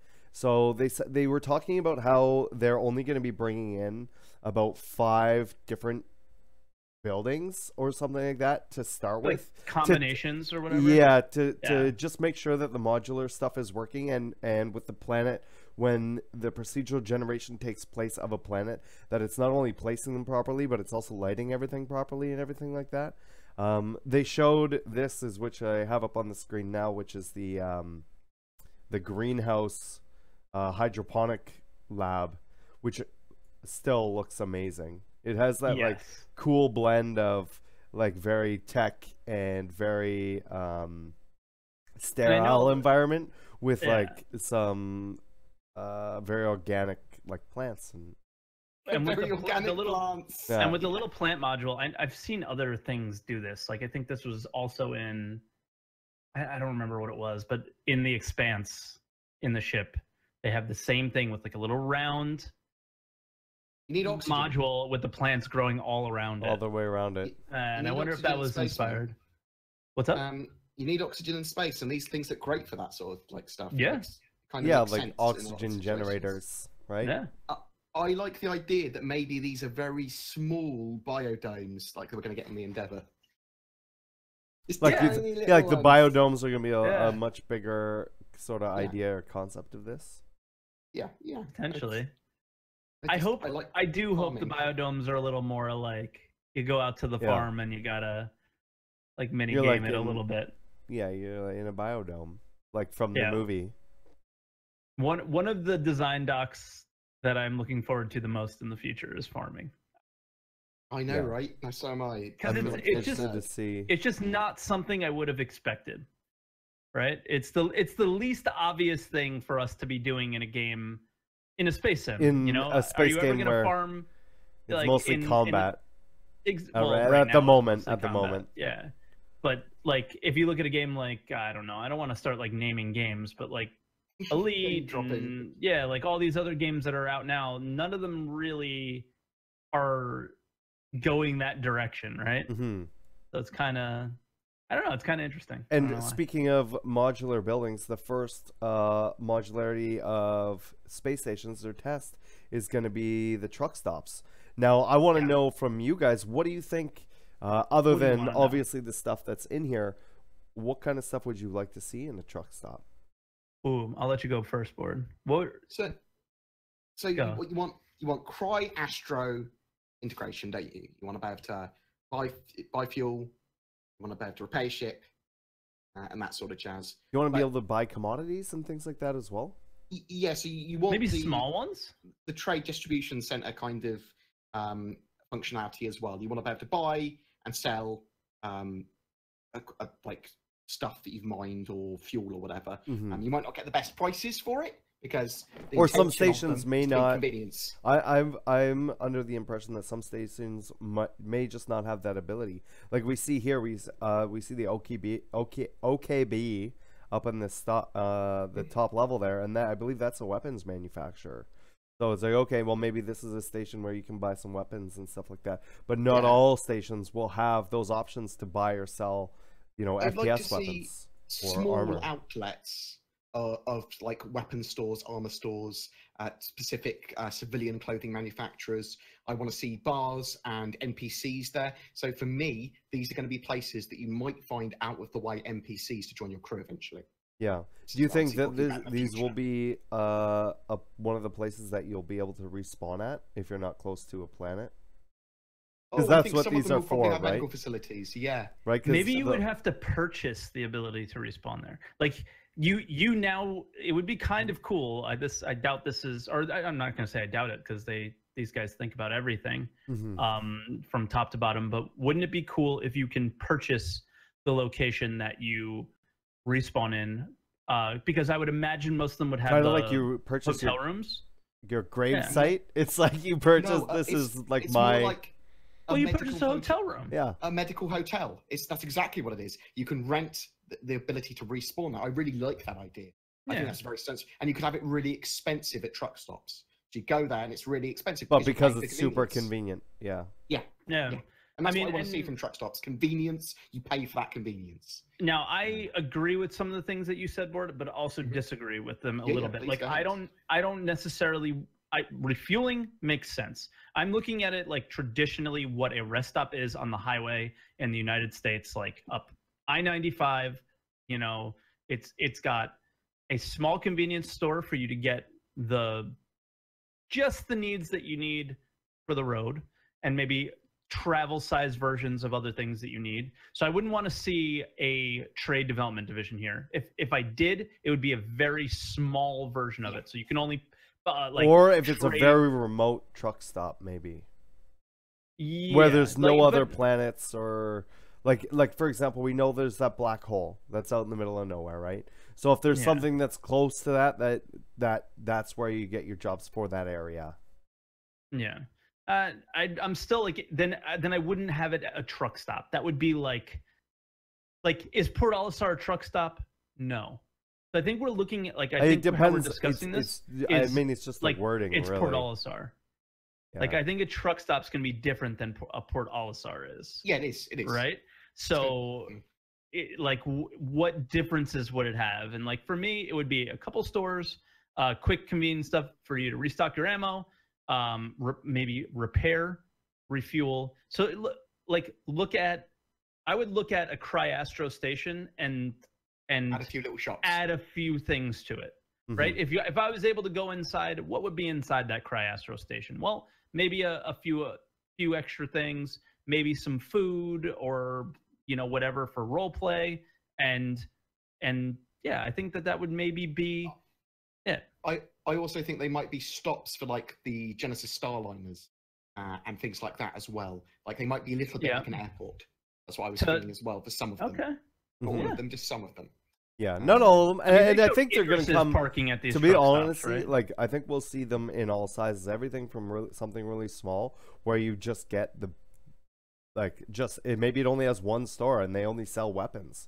You know, it's just that weird corner store that's just there. And I think that we might see some that are a little bit bigger, similar to say like a strip mall or something like that. If you're to relate those to things. And with that variety, Saurus, before we move on, just real quick, I would assume that we're all on the same page, that at each truck stop, you would like to see unique things sold, right? Yes. Okay. Yeah. Maybe not everything unique, but just at least one or two things. Like this is a T-shirt that you can only get from here, or this is a weapon type only buy this that weapon, you can only get here, or whatever. Yeah. Or even if it's just like small variations, or like this is a paint scheme that you can only apply while you're at this station or whatever. Yeah, it doesn't have to be crazy, but it's a reason to go. Reason to go to these places. I think that functionality is great and is probably quite good for getting people to play, and I agree with that. But it's the admin offices, it's those smaller trade divisions that I would be going to truck stops for convenience. Yeah, or if there were like missions that you can only get from there and you can't get them from other places. Not necessarily from a trade division, but from an NPC or something like that, or something like we saw with how they implemented that whole Benny's hunt in the persistent universe that we have now, where it just sort of starts off from one of those or uses those as like going through, and there's a lot of uses they could do. One of the things Brian Chambers lit up when he talked about was the new physics grid stuff. And then they showed this, and it was basically a planet with a actual pipeline, not like a ship pipeline, but like an oil pipeline. It looked like coming out of some sort of liquid here, with the different physics grids, and you can see how all the cubes and everything work with that. This was nuts. And then they showed like this other. There's a couple things. We saw what looked like a down space station, like All-Star had crashed into a planet or a moon. Yep. And we also saw another large building. So off to the right, you can see there's a ringed satellite that obviously has come down, and then this building we're looking at right now looks like some sort of possible resource refinery or something like that the pipeline sort of comes into. I just thought this was neat and was wondering what you guys thought that was, or where you thought that was. Well, now there that was I look at so it, much debate in the chat when we watched. Yeah. But go ahead, Board, go. Well, I mean, it could be a mining facility or some form of mining thing. But looking at it, for some reason, it reminds me of where the Retribution's being built. Okay. I think. So you think this one maybe like Squadron 42 asset that they were like, yeah, we'll show. It's got nothing to do with the story. It won't give anything away. Or something. Yeah.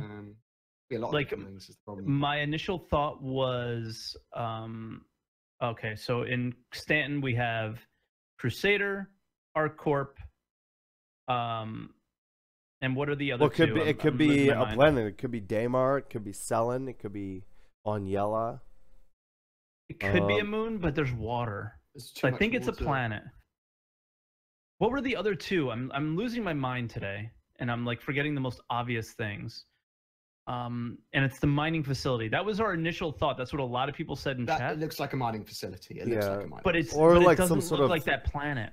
Or some sort of fluid pipeline, like maybe not oil or water or something, but maybe some other sort of liquid resource. Well, I mean, there's that giant pipeline storage that's coming, and Hurston. Hurston. There we go. Thank you. But Hurston was very like seismic. Oh, Microtech. How did I forget Microtech? Microtech. Wow. Microtech was very snowy planet though. Yeah, Microtech was snowy, so it couldn't be that. Hurston was very seismic, so there was lots of like lava around. So this is interesting because this could be a minor modular outpost on a planet for all we know. And this could be a separate planet that they're working on that has nothing to do with Stanton. It just is like a test planet for them to fool around with, right? Because they can procedurally generate these things. So I they wouldn't just imagine that these assets, though, were made just to test stuff. Like, all of these assets are going to be used. That's a lot of, like, pipeline in these buildings and that down This could space be- station and everything. This could But the be planet could- testing the procedural distribution of these assets. Yeah, on just some random planet that might eventually become a planet that they want to use. But yeah, it's interesting. It doesn't look like anything that we expect in the very near future. I mean, Which is that curious. area could literally just be a procedurally distributed area. Yeah. And to get Possible. off topic, but still completely on topic, he mentioned the physics grid refactor being done, but it seems very, like, because of the video, it seems very based on the planets. Mhm. But we've all been playing Star Citizen since 2.0, and there's always been physics grid issues in the sense Yes. that, oh, I fly into my physics, I switch physics grids from space into my ship and I die sometimes. Or you leave your ship or- and your ship starts spinning and stuff, or... Yeah, but Matt kind of answered that one, where that might have been an Items 2.0 thing, which was kind of interesting. It's also like now they have sovereignty with physics grids and item containers. It's all kind of part of the same parcel. These item containers will contain physics grids, and they will have different sovereignties and different importances, because there's going to be physics grids and physics grids and physics grids that all interact with each other. And I think that refactor covers all of that, so that all now works, so that ships can land in each other upside down without everything imploding. That's like kind of what I'm posing is, because they didn't show that stuff. They went straight to the planet, and I was really curious because, one of the things that I love to do, and me, Bored, and Source, we've all attempted this together at times and separately on our own channels, is to go into like a Starfarer and have a firefight. Yeah, I think we've done that. One team on one side and one team on another side, but there's always been some physics grid issues, right? So I was curious if this physics grid refactor is going to fix that game that. Twerk. Part of the Starfarer firefights are dealing with the fucking physics grids. Right? Like, It I'm really dead. is. I'm dead. It's part of the play. Oh my god, it was so close to being like right there. So I hope that this brings that in. So whenever this comes into a patch, I'm assuming in 3.0, like it's gonna be not only do we get all this additional stuff, but we're able to get some functionality with what we had previously. Fire, yeah. Yeah. Another thing that Brian lit up about was the animation blending. And I know you were in my channel when I watched it. It was yeah, so it was cool, like how they doesn't care about animation. they kind of have this tool. I love it. I love you, Brian. I'm sorry. They kind of have this tool where they can move their mouse over different parts of the grid, and it controls how the character works, which is interesting because that's not normally how you'd control a character, right? You'd use your WASD keys and your mouse to sort of move around. So this is interesting on how they're going to do the animations for the NPC characters, and these animations will also transfer over to player characters as well, from moving from different speeds, turning radiuses, and things like that. It just, to me, we know that they've wanted to do that mix of third person and first person, having the same animations and have everything go through. But the more I looked at stuff like this, was more like, oh wow, they want to, like, they really want, like, people that do machinima and stuff to make this look like a fully produced, like a movie produced for that, instead of it's clearly made from a game. And that's So sort for of people that didn't know what this was about.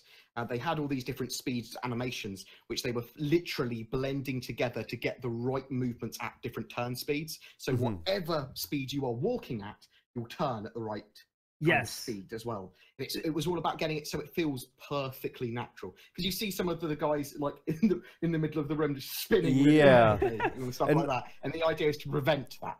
The coolest clip for me was the one that we're watching now, which is where he walks and moves around, but it's almost like it remembers what foot his weight is on and how he moves and when he moves to an area. When you look at most games, they just sort of snap to that that spot, or they don't really take that into consideration because, in all honesty, it doesn't affect the gameplay at all.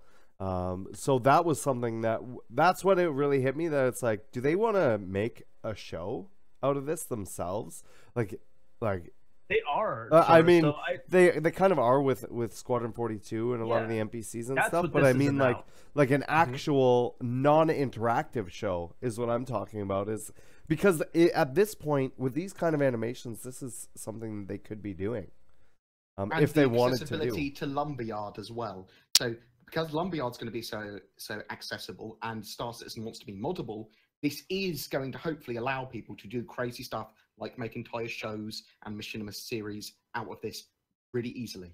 Yeah, I can see Terrellian going. We see guys with this. like Terrellian, and the amount of work and effort they put in to make their animations look good and whatever. But this would be, he's using CryEngine as well, which is significantly harder to use apparently. Yeah. So. Yeah, no, it's crazy, like how smooth and everything, and you can see what the different animations are coming together. Yeah, I mean, this is something where, like you said before, like a lot of times people snap in and out of like little spots and stuff like that when they stop and start, and especially if you're playing Mass Effect Andromeda, where they just teleport around and zoom around. Well, a good example is playing PlayerUnknown Battlegrounds the other day. When you're in a prone position, to move, your whole body just pivots on the center, right? It's not like you would actually have to sort of move around, and it feels like you wouldn't like pull yourself with your elbow or whatever. Right. But where PlayerUnknown like Battlegrounds is purely marketed on gameplay rather than any form of fidelity. Well, but that's what I'm saying, though. That's my example. What most games do. That's what almost all games do, because that's all you need. Right? They do the minimum viable product and sort of get that out there. And that's why we're Star Citizen fans. And I know we go into this often, but the level of detail that they're putting in, it's gonna take longer, but look at what you get.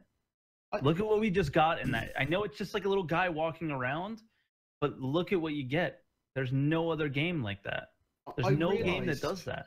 What actually got me into Star Citizen, I was trying to work it out the other day. I looked at it and it was, I want a game where I can farm and be good at that has a strong player base. And that was kind of it. I literally went, I can be good at this game. Yeah. And that was but you can be good at any game if you put your time into it. For me, it was I wanted a game that tried to simulate as much real life as it could. And I know it's a game that's set in the future, but in their universe, they still try to make it as immersive as possible. And that's little shit like this is, man. That's part of it too. It's a more realistic economy rather than MMOs where the players create the economy. And there's not enough players in a real world situation because it's just an MMO where I agree with you. It's all about the economy and the amount of NPCs and the simulation of the economy for me. I don't know what about the economy for you that got you excited, but for me, it was actually the simulation aspects. That nobody's going to go in and just take control and screw things up and raise the prices of things because they want to do it. Well, he might, but to a small degree. Exactly. Not like overinflate things ridiculously. And that's what got me into Star Citizen initially. And then they keep doing things to make it, to add on to what it got me excited. And just this animation thing, I know it's just animations, but it's a big deal to me. Honestly, the first thing that got me interested was like I looked at the economy and went, "This is something I'm interested in. This is something I can be good at." And then I got hooked on it because of the fidelity. And that's what keeps you coming back for more with Star Citizen, especially at the moment. Speaking of fidelity, they have worked more on the planetary surfaces with some of their different effects, and this was something that was cool. Now we've seen dust storms and stuff like that before. This was a lot more subtle.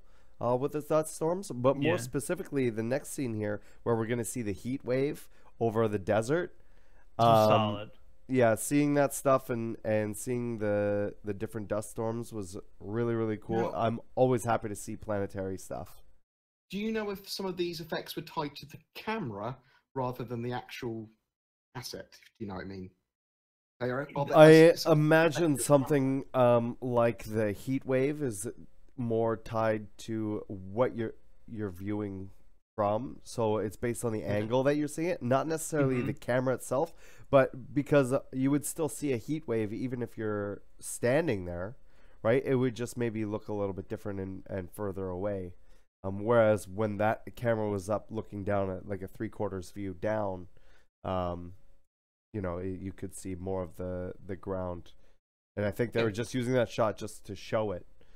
But it's something you would see in the distance, right? In real life anyways, when you see heat wave off of any dunes or desert or concrete or whatever, you can still see that in the distance. So I would imagine they're wanting to do that in game as well. Awesome. They also showed the planetary the object scattering system on some of the moons, and this was with different rocks, and we saw some what looked like volcanic rocks, I think. So this is basically just the scattering of different assets throughout. Yeah, those steamy nipple rocks, I'm gonna call them. What's the name of the moon that has the volcanic geysers? Because that's that moon. Is it Yella? No, Yellow's the ice moon. Yellow's the ice ice moon. moon. Yellow's definitely Selene, the ice moon. maybe. Selene, it's not the pink one. It's the volcanic geyser one. That's Yeah, the one. Selene, which is the one by Security Post Korea. Okay, yeah. I think, right? Yeah, and once again, they hit the nail on the head on how from my experience of looking at moon pictures, how a moon looks on its surface. I mean, that's all I got. On the moon, I mean, it looks really I mean, it real. looks pretty good. I mean, I feel like I'm on the moon. The only thing that's bothering me is I don't have an American flag to stick in there to watch it wave in the non-atmosphere. Well, you're Canadian. You don't get a fucking American flag. The moon has an atmosphere. It's just very small, isn't it? Hey, listen, we get epic cover songs from space, though, all right? So, listen, our Canadian astronauts sing songs, all right? Who cares about flags when you can sing David Bowie's greatest hits in space? Oh, man. Too soon. We own the moon. So we own the rights to those songs. So you know. We put our flag on. Actually own the moon. Isn't that how it works? They bam, plotted the flag. This is mine. Boom. Boom. That's how it works. You say boom, it's yours. Okay. I'm not going to do a mum joke, don't worry. Hang on. This channel that we're on right now, boom, it's mine. So I get your channel now too? You can have it. I get both now. No. You're going to have it.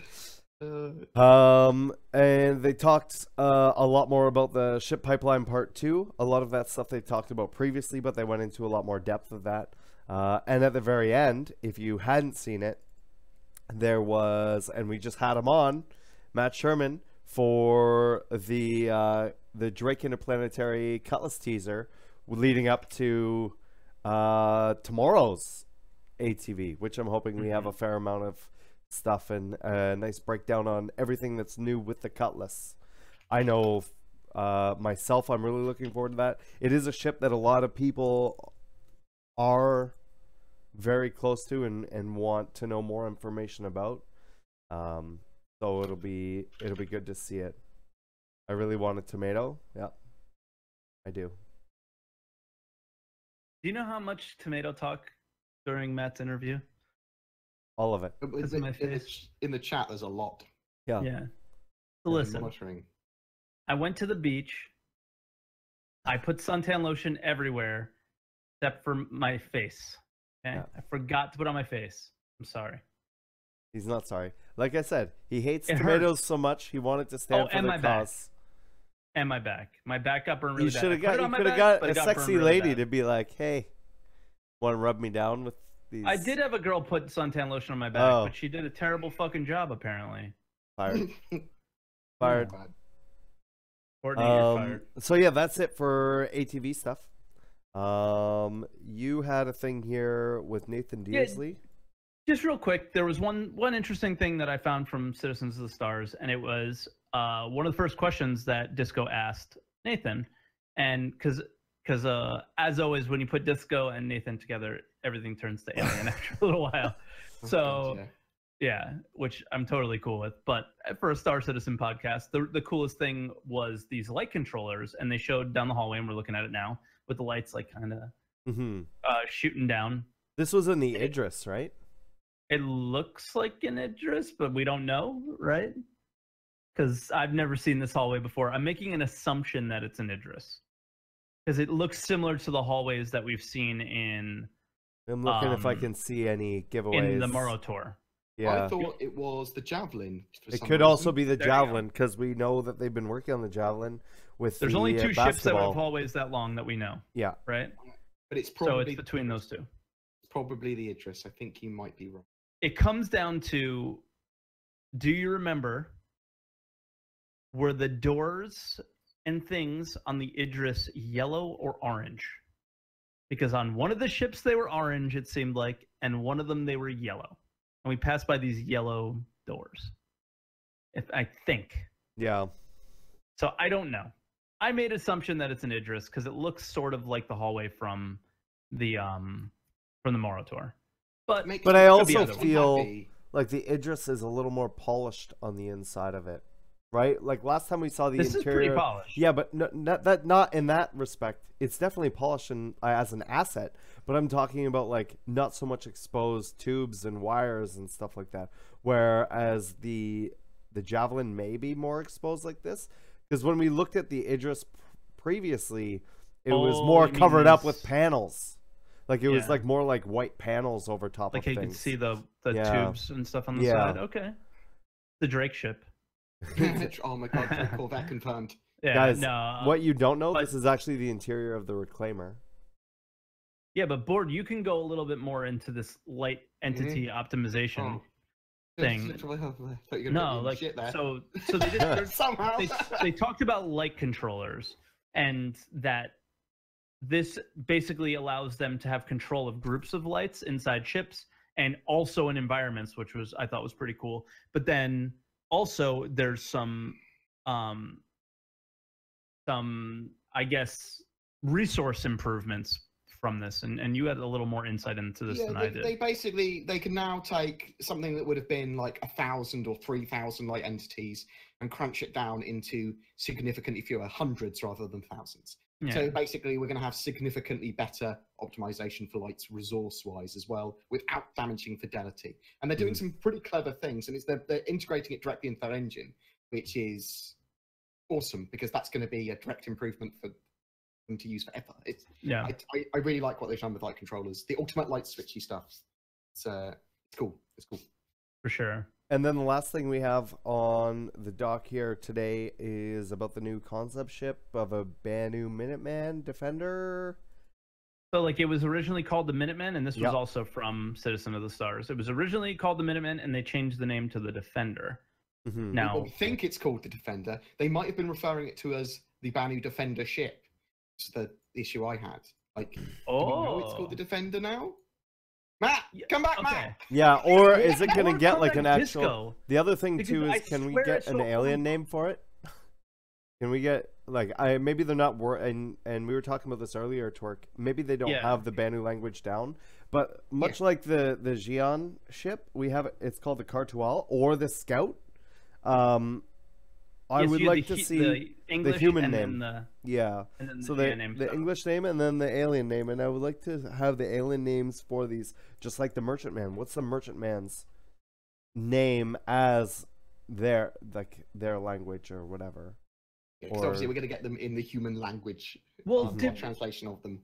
Do you guys remember? I'm trying to think back all the way to when the Xi'an Scout first came out. Was it always called the Carthual as well as the Scout? Because I always remember the original talk about it was, this is the Xi'an Scout. This is the Xi'an Scout. Yeah, it was a Scout. And then it was the Carthual. And then, remember, right around that time or shortly after was the language.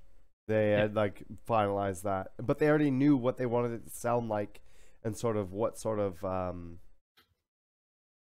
things how they wanted that language to be developed, so they were maybe able to name it a lot easier. Mm-hmm. So yeah, I mean, I definitely agree, but I swear I must have been dreaming it because me, Bored, Source, were all looking for this forum post on Spectrum and on the forums of there was a quick thing that Disco posted, and it said that the new concept ship is the Banu Defender. Yeah. So that sounds to me like that's the name of the ship.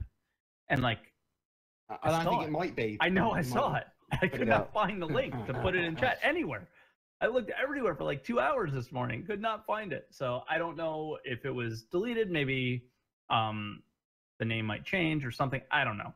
But I swear I saw it like on Twitter. Somebody took a screenshot of it or something. And I looked and I could not find it. So I'm sorry I don't have that for you guys. But I think the name is actually the Defender, which kind of gives away what it is, right? Yeah. To me, it's it makes sense. It's a combat to ship. have an escort vessel. Of course. A dedicated escort ship for cargo and banning merchantmen and stuff.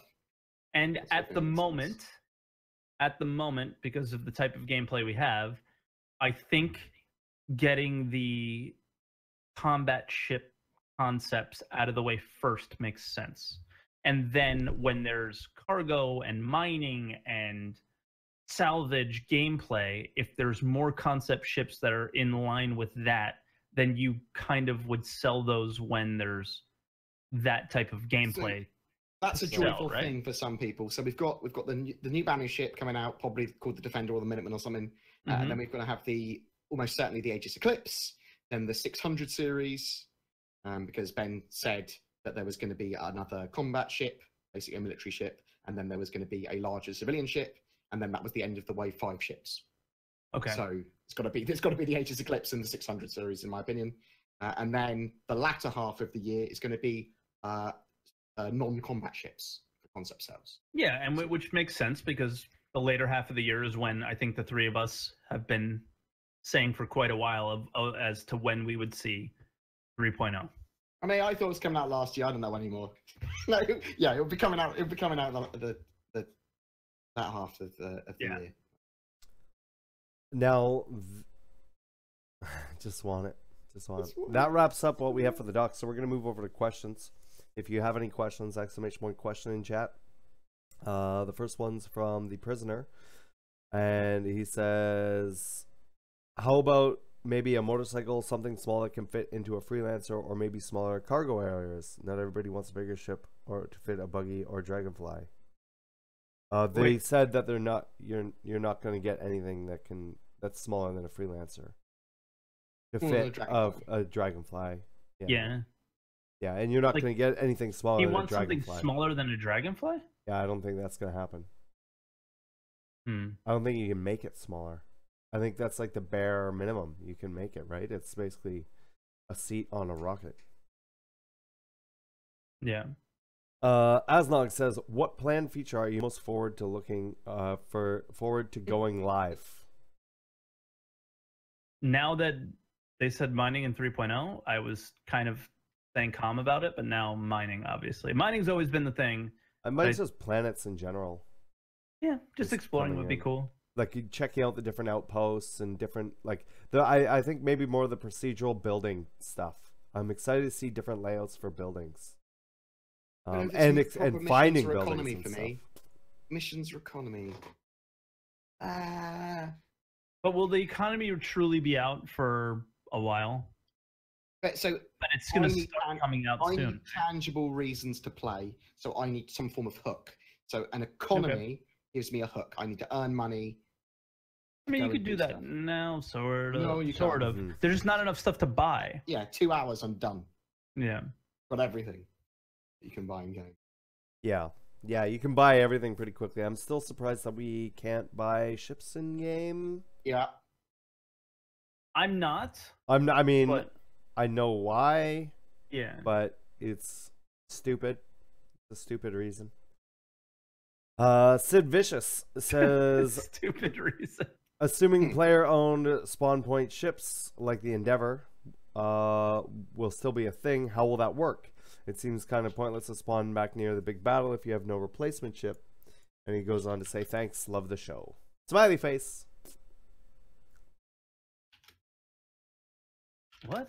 I don't know. I don't know why I'm confused by this question. Okay. Assuming player-owned spawn point ships like the Endeavor will still be a thing, how will that work?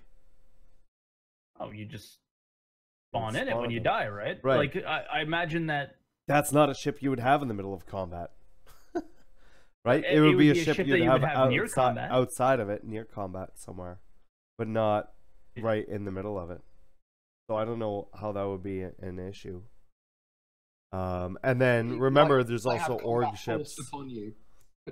There's also org ships and stuff like that, and they go on to say if you want to go back to the bottle and you have no relay placement ship, then you're stuck on that ship, aren't you?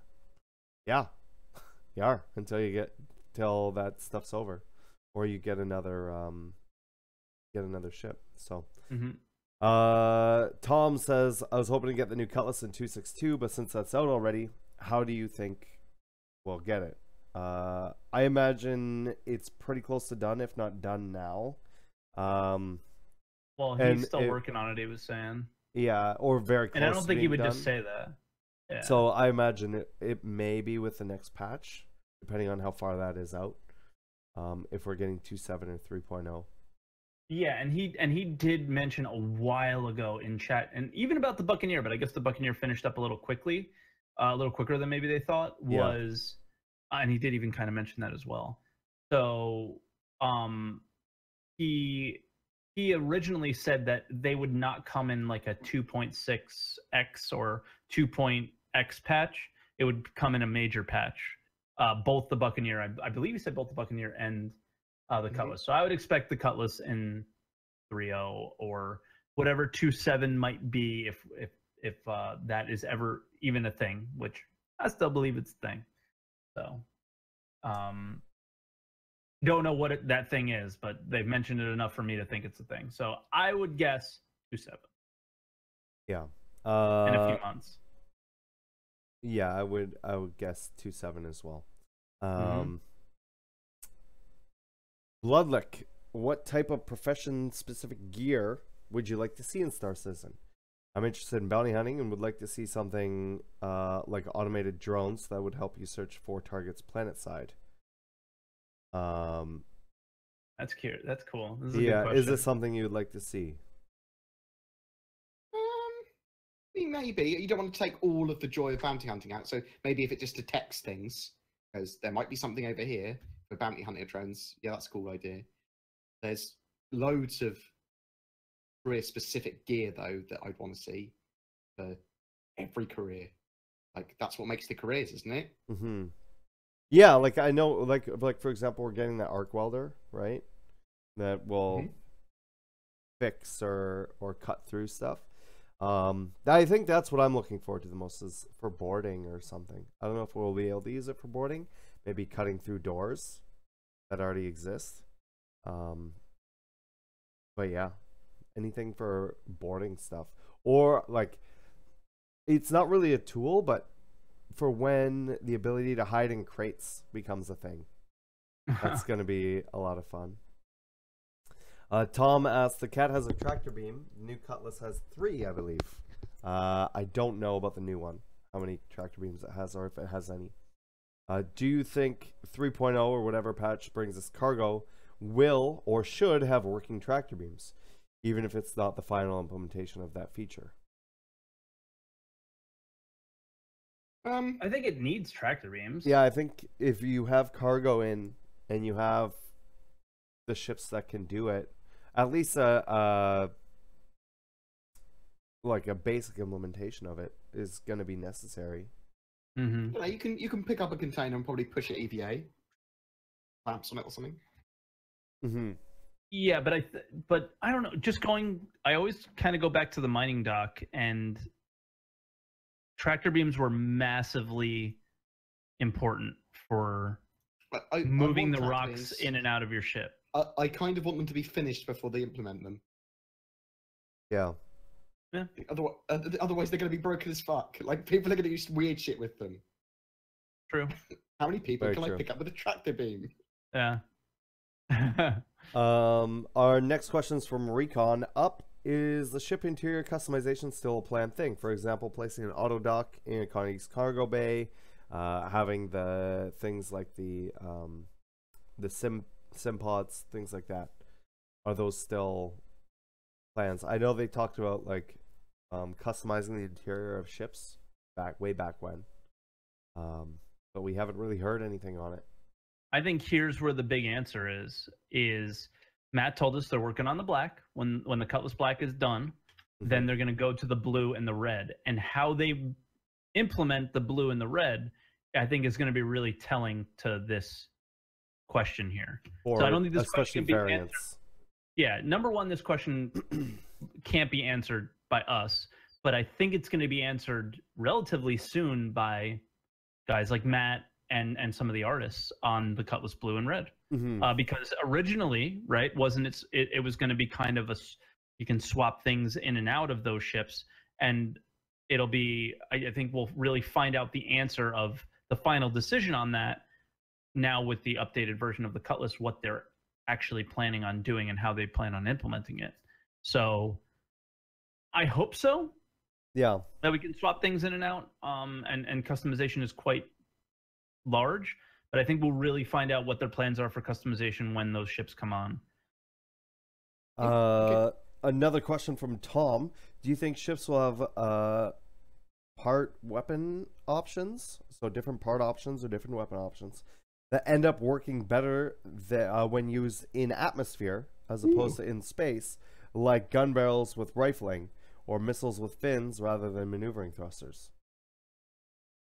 I mean, like, technically, couldn't you like light up a planet's atmosphere if you just like shoot a laser in it, right?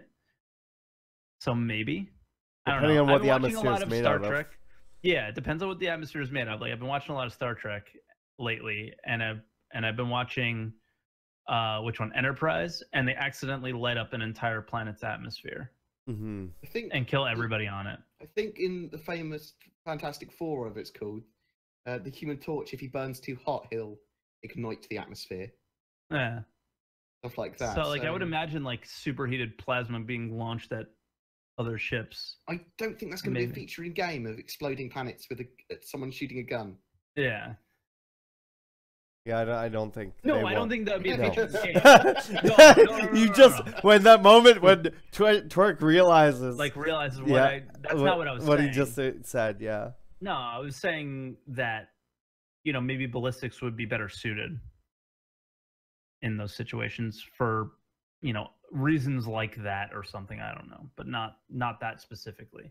Now remember, kids, don't blow up the planet. Okay. I'll do my best.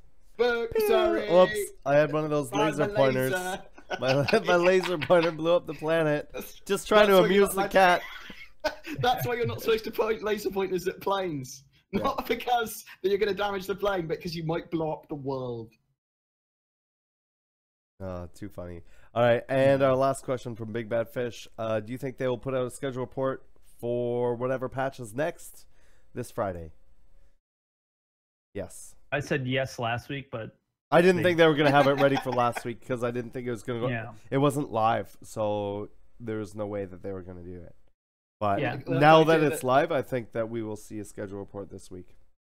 You were going to say yes last week, but now your spirit's broken. My spirits are broken. Yeah, dude. Twerk has been ruined. The only thing that I would like to say on that is I think it would be appropriate in the future is if you're not going to put one out to just be like, hey guys, we're not putting one out. Because and at the same time, it's not ready or whatever. Just give us. And at the same time, I'm kind of I'm more with Saurus now than I was last week. Like, the patch wasn't even out yet, so why would you? Yeah. So, like, you don't. They don't update it this week about it, but they don't update it until the patch is live. Yeah. Until it goes live. I want to see CIG being as open as they can with timelines, even if they don't know when the next patch is. Just say you don't know. Yeah, but if they know it's going to be a 2.6.3. Say that's what the next patch is going to be on the schedule report, and give us as much information as they can on that. Update that schedule report at the bottom so that 3.0 and 3.1 we can see what's going to be in those particular roadmaps now. What particular patches are going to have what currently as part of the plan. Update with the Delta patch, update with all that sort of stuff. Just a little section on them telling us this is the most up-to-date information on this. Yeah. And even if it's sort of like stuff that's a little bit older now, just knowing that that's the most up-to-date information goes a long way Yeah. to making community a little bit happier. Now this isn't one from our question doc, but it's in chat, and I think it's actually pretty relevant to today and our recent events. Discuss the Expanse writers contacting CIG via Twitter. Oh yeah. I can discuss that a little bit because I think that discussion goes all the way back to Gamescom, where the live stream and our live streams were quite popular on Twitch, and I think got Star Citizen a lot of eyes on them. And there were quite a few people that contacted CIG via Twitter, like that wanted to be part of the project in some way or something. I don't really know what they were contacting them for, but they were interested. And I think all the way back then, one of the devs or one of the writers from The Expanse was one of the guys that contacted. And then I think they said something again recently. To be honest, I don't really know what it entailed though. Yeah, I didn't know looked that like they even talked. It looked to me that they wanted some love for some award. They wanted us to vote for them for some award. That's what I saw on Twitter. No, I think that was Like just a different Hugo tweet. award. That was just a different tweet. Like, Yeah, I think it was a reply in that tweet. nah. Okay. But then it was all of a sudden like, hey, vote for us on the Hugo rewards or whatever the fuck that is. And I was like, okay. I retweeted it. I didn't I see mean, them. The Expanse is awesome. Yeah, The Expanse is awesome. It is I didn't awesome, see yeah. it. But that wraps it up for our questions. So we didn't go over it by too much. 20 minutes. Not too bad. No. So what are you guys up to this next week, and where can people find you? I'm actually playing Star Citizen tomorrow. Oh my god. Really? What have you done with Real Twerk? So Yeah. mean, mate. Oh, Yeah. dude, I told you he was replaced by a tomato. That's how you know he's not real. Yeah. It How hurts can so Twerk be fucking real bad. if the tomatoes aren't real? I only see in 24 frames per second. Why is Twerk supposed to tomato? Yeah, yes. I fucking hate all of you. I hate chat. I hate you. I hate the YouTube Yeah, comments. I hate Saurus. Wow. I hate you, Bored. I hate them all. I hate all you guys. Okay. Yeah. I hate you guys right now until my face is no longer a I certain. can even see you're in pain, vegetable like just colored- talking, because the rest of your face doesn't move. Just your It's so tight. yeah. Is it Like it's I so got bow Is tie. a tomato a fruit Not as well, even- Twerk? A He's vegetable, very you think? he's very It's a ripe. fruit He's and very a ripe. vegetable, right? I guess. Is it But now a vegetable as well? no, it's a fruit. It's a fruit. I'm sorry, but I can't. So it's like it's not red anymore. It's like getting brown. It's like a scab. So it's squeezing everything. That was the most That- East Coast accent I've heard from your mouth. Is when you said scab. I'd Scab. accept it looking like a fucking egg. You're gonna have to accept being a tomato. It's Only for a few days though. Yours is forever. Yours is forever, Bored. But no, I'm actually playing Star Citizen tomorrow, and I'm starting Walking Dead Telltale series season 3 as well. We finished season 2 this morning. Those fucking games are amazing. They really And are. that's It's it. so emotionally invested though. Like I was watching you play it, and I was like, I can't do it anymore. I can't watch this. Like it's weird. They're so good. Yeah, So good.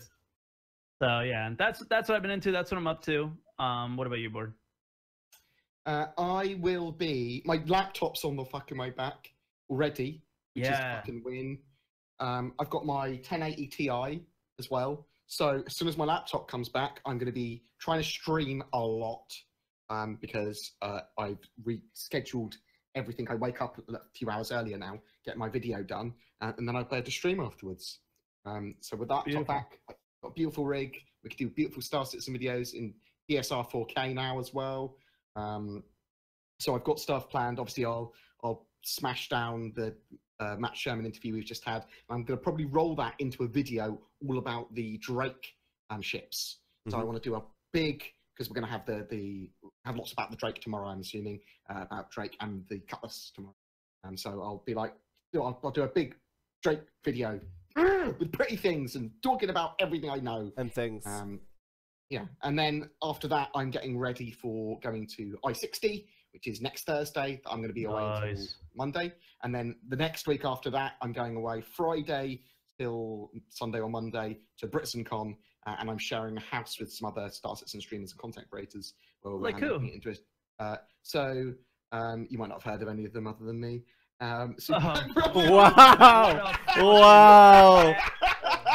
Wow! If you say Meyer or anybody that we absolutely would know, I'm no longer friends with you. We got Super Mac Brothers. Never heard of them. Never heard of them. And- they've been and- talking about it loads on there. He's just been muted, and his video has been removed. He's done. He doesn't even know. No, tell There me who Yeah. else is gonna be there. Super Mac Bros. Who else? I didn't hear anything. Never after heard that. of them. Who's that? We're gonna have Miz gonna be there. Okay, I don't know. No, you don't. You guys don't care. You don't care. No, I'm done. I'm done. I care. What Ack. have you been up to? No, it's fine. Fine. What's else? Tell me what you've been up to. Your video's back. Your video's back. Okay, don't care anymore. Okay. I'm done. Done. That's it. I will not stand. I'll not stand for this. Oh God. I will Oh, not God. stand for this abuse. I will not stand for this abuse. What's else? What have you been up to? Yeah, I'm just gonna be working on the stream house stuff, and yeah, that's pretty much it. I'm gonna be playing some Star Citizen and some PlayerUnknown Battlegrounds later on. Not right after this. After this, I'm gonna go eat and get some stuff done around here that needs to get done. Yeah. That's What about it. next week's podcast, Saurus? What about it? Do we have somebody coming? It's not 100% yet, so I don't want to. Okay. I don't want to say it. Shit. So Okay. follow We'll let you us know on during the Twitter. week. Yeah, follow us Yeah. on Twitter. Pop by the channels. Later this week, we may have another guest from CIG from the other side of the world. Come on, closer to BoredGamer. Who could it possibly be? Oh, we wouldn't know them anyway, Board. We wouldn't know who they are anyway. Oh Yeah. yeah, because Yeah, Bored wouldn't know. Look, we're all having just fun, and then you this have to guy, shit on my sandcastle, kick it over. Yeah, no, we may have Sean Noonan on next week. But that's not 100%. He's got to make sure everything on his schedule, because schedules are crazy.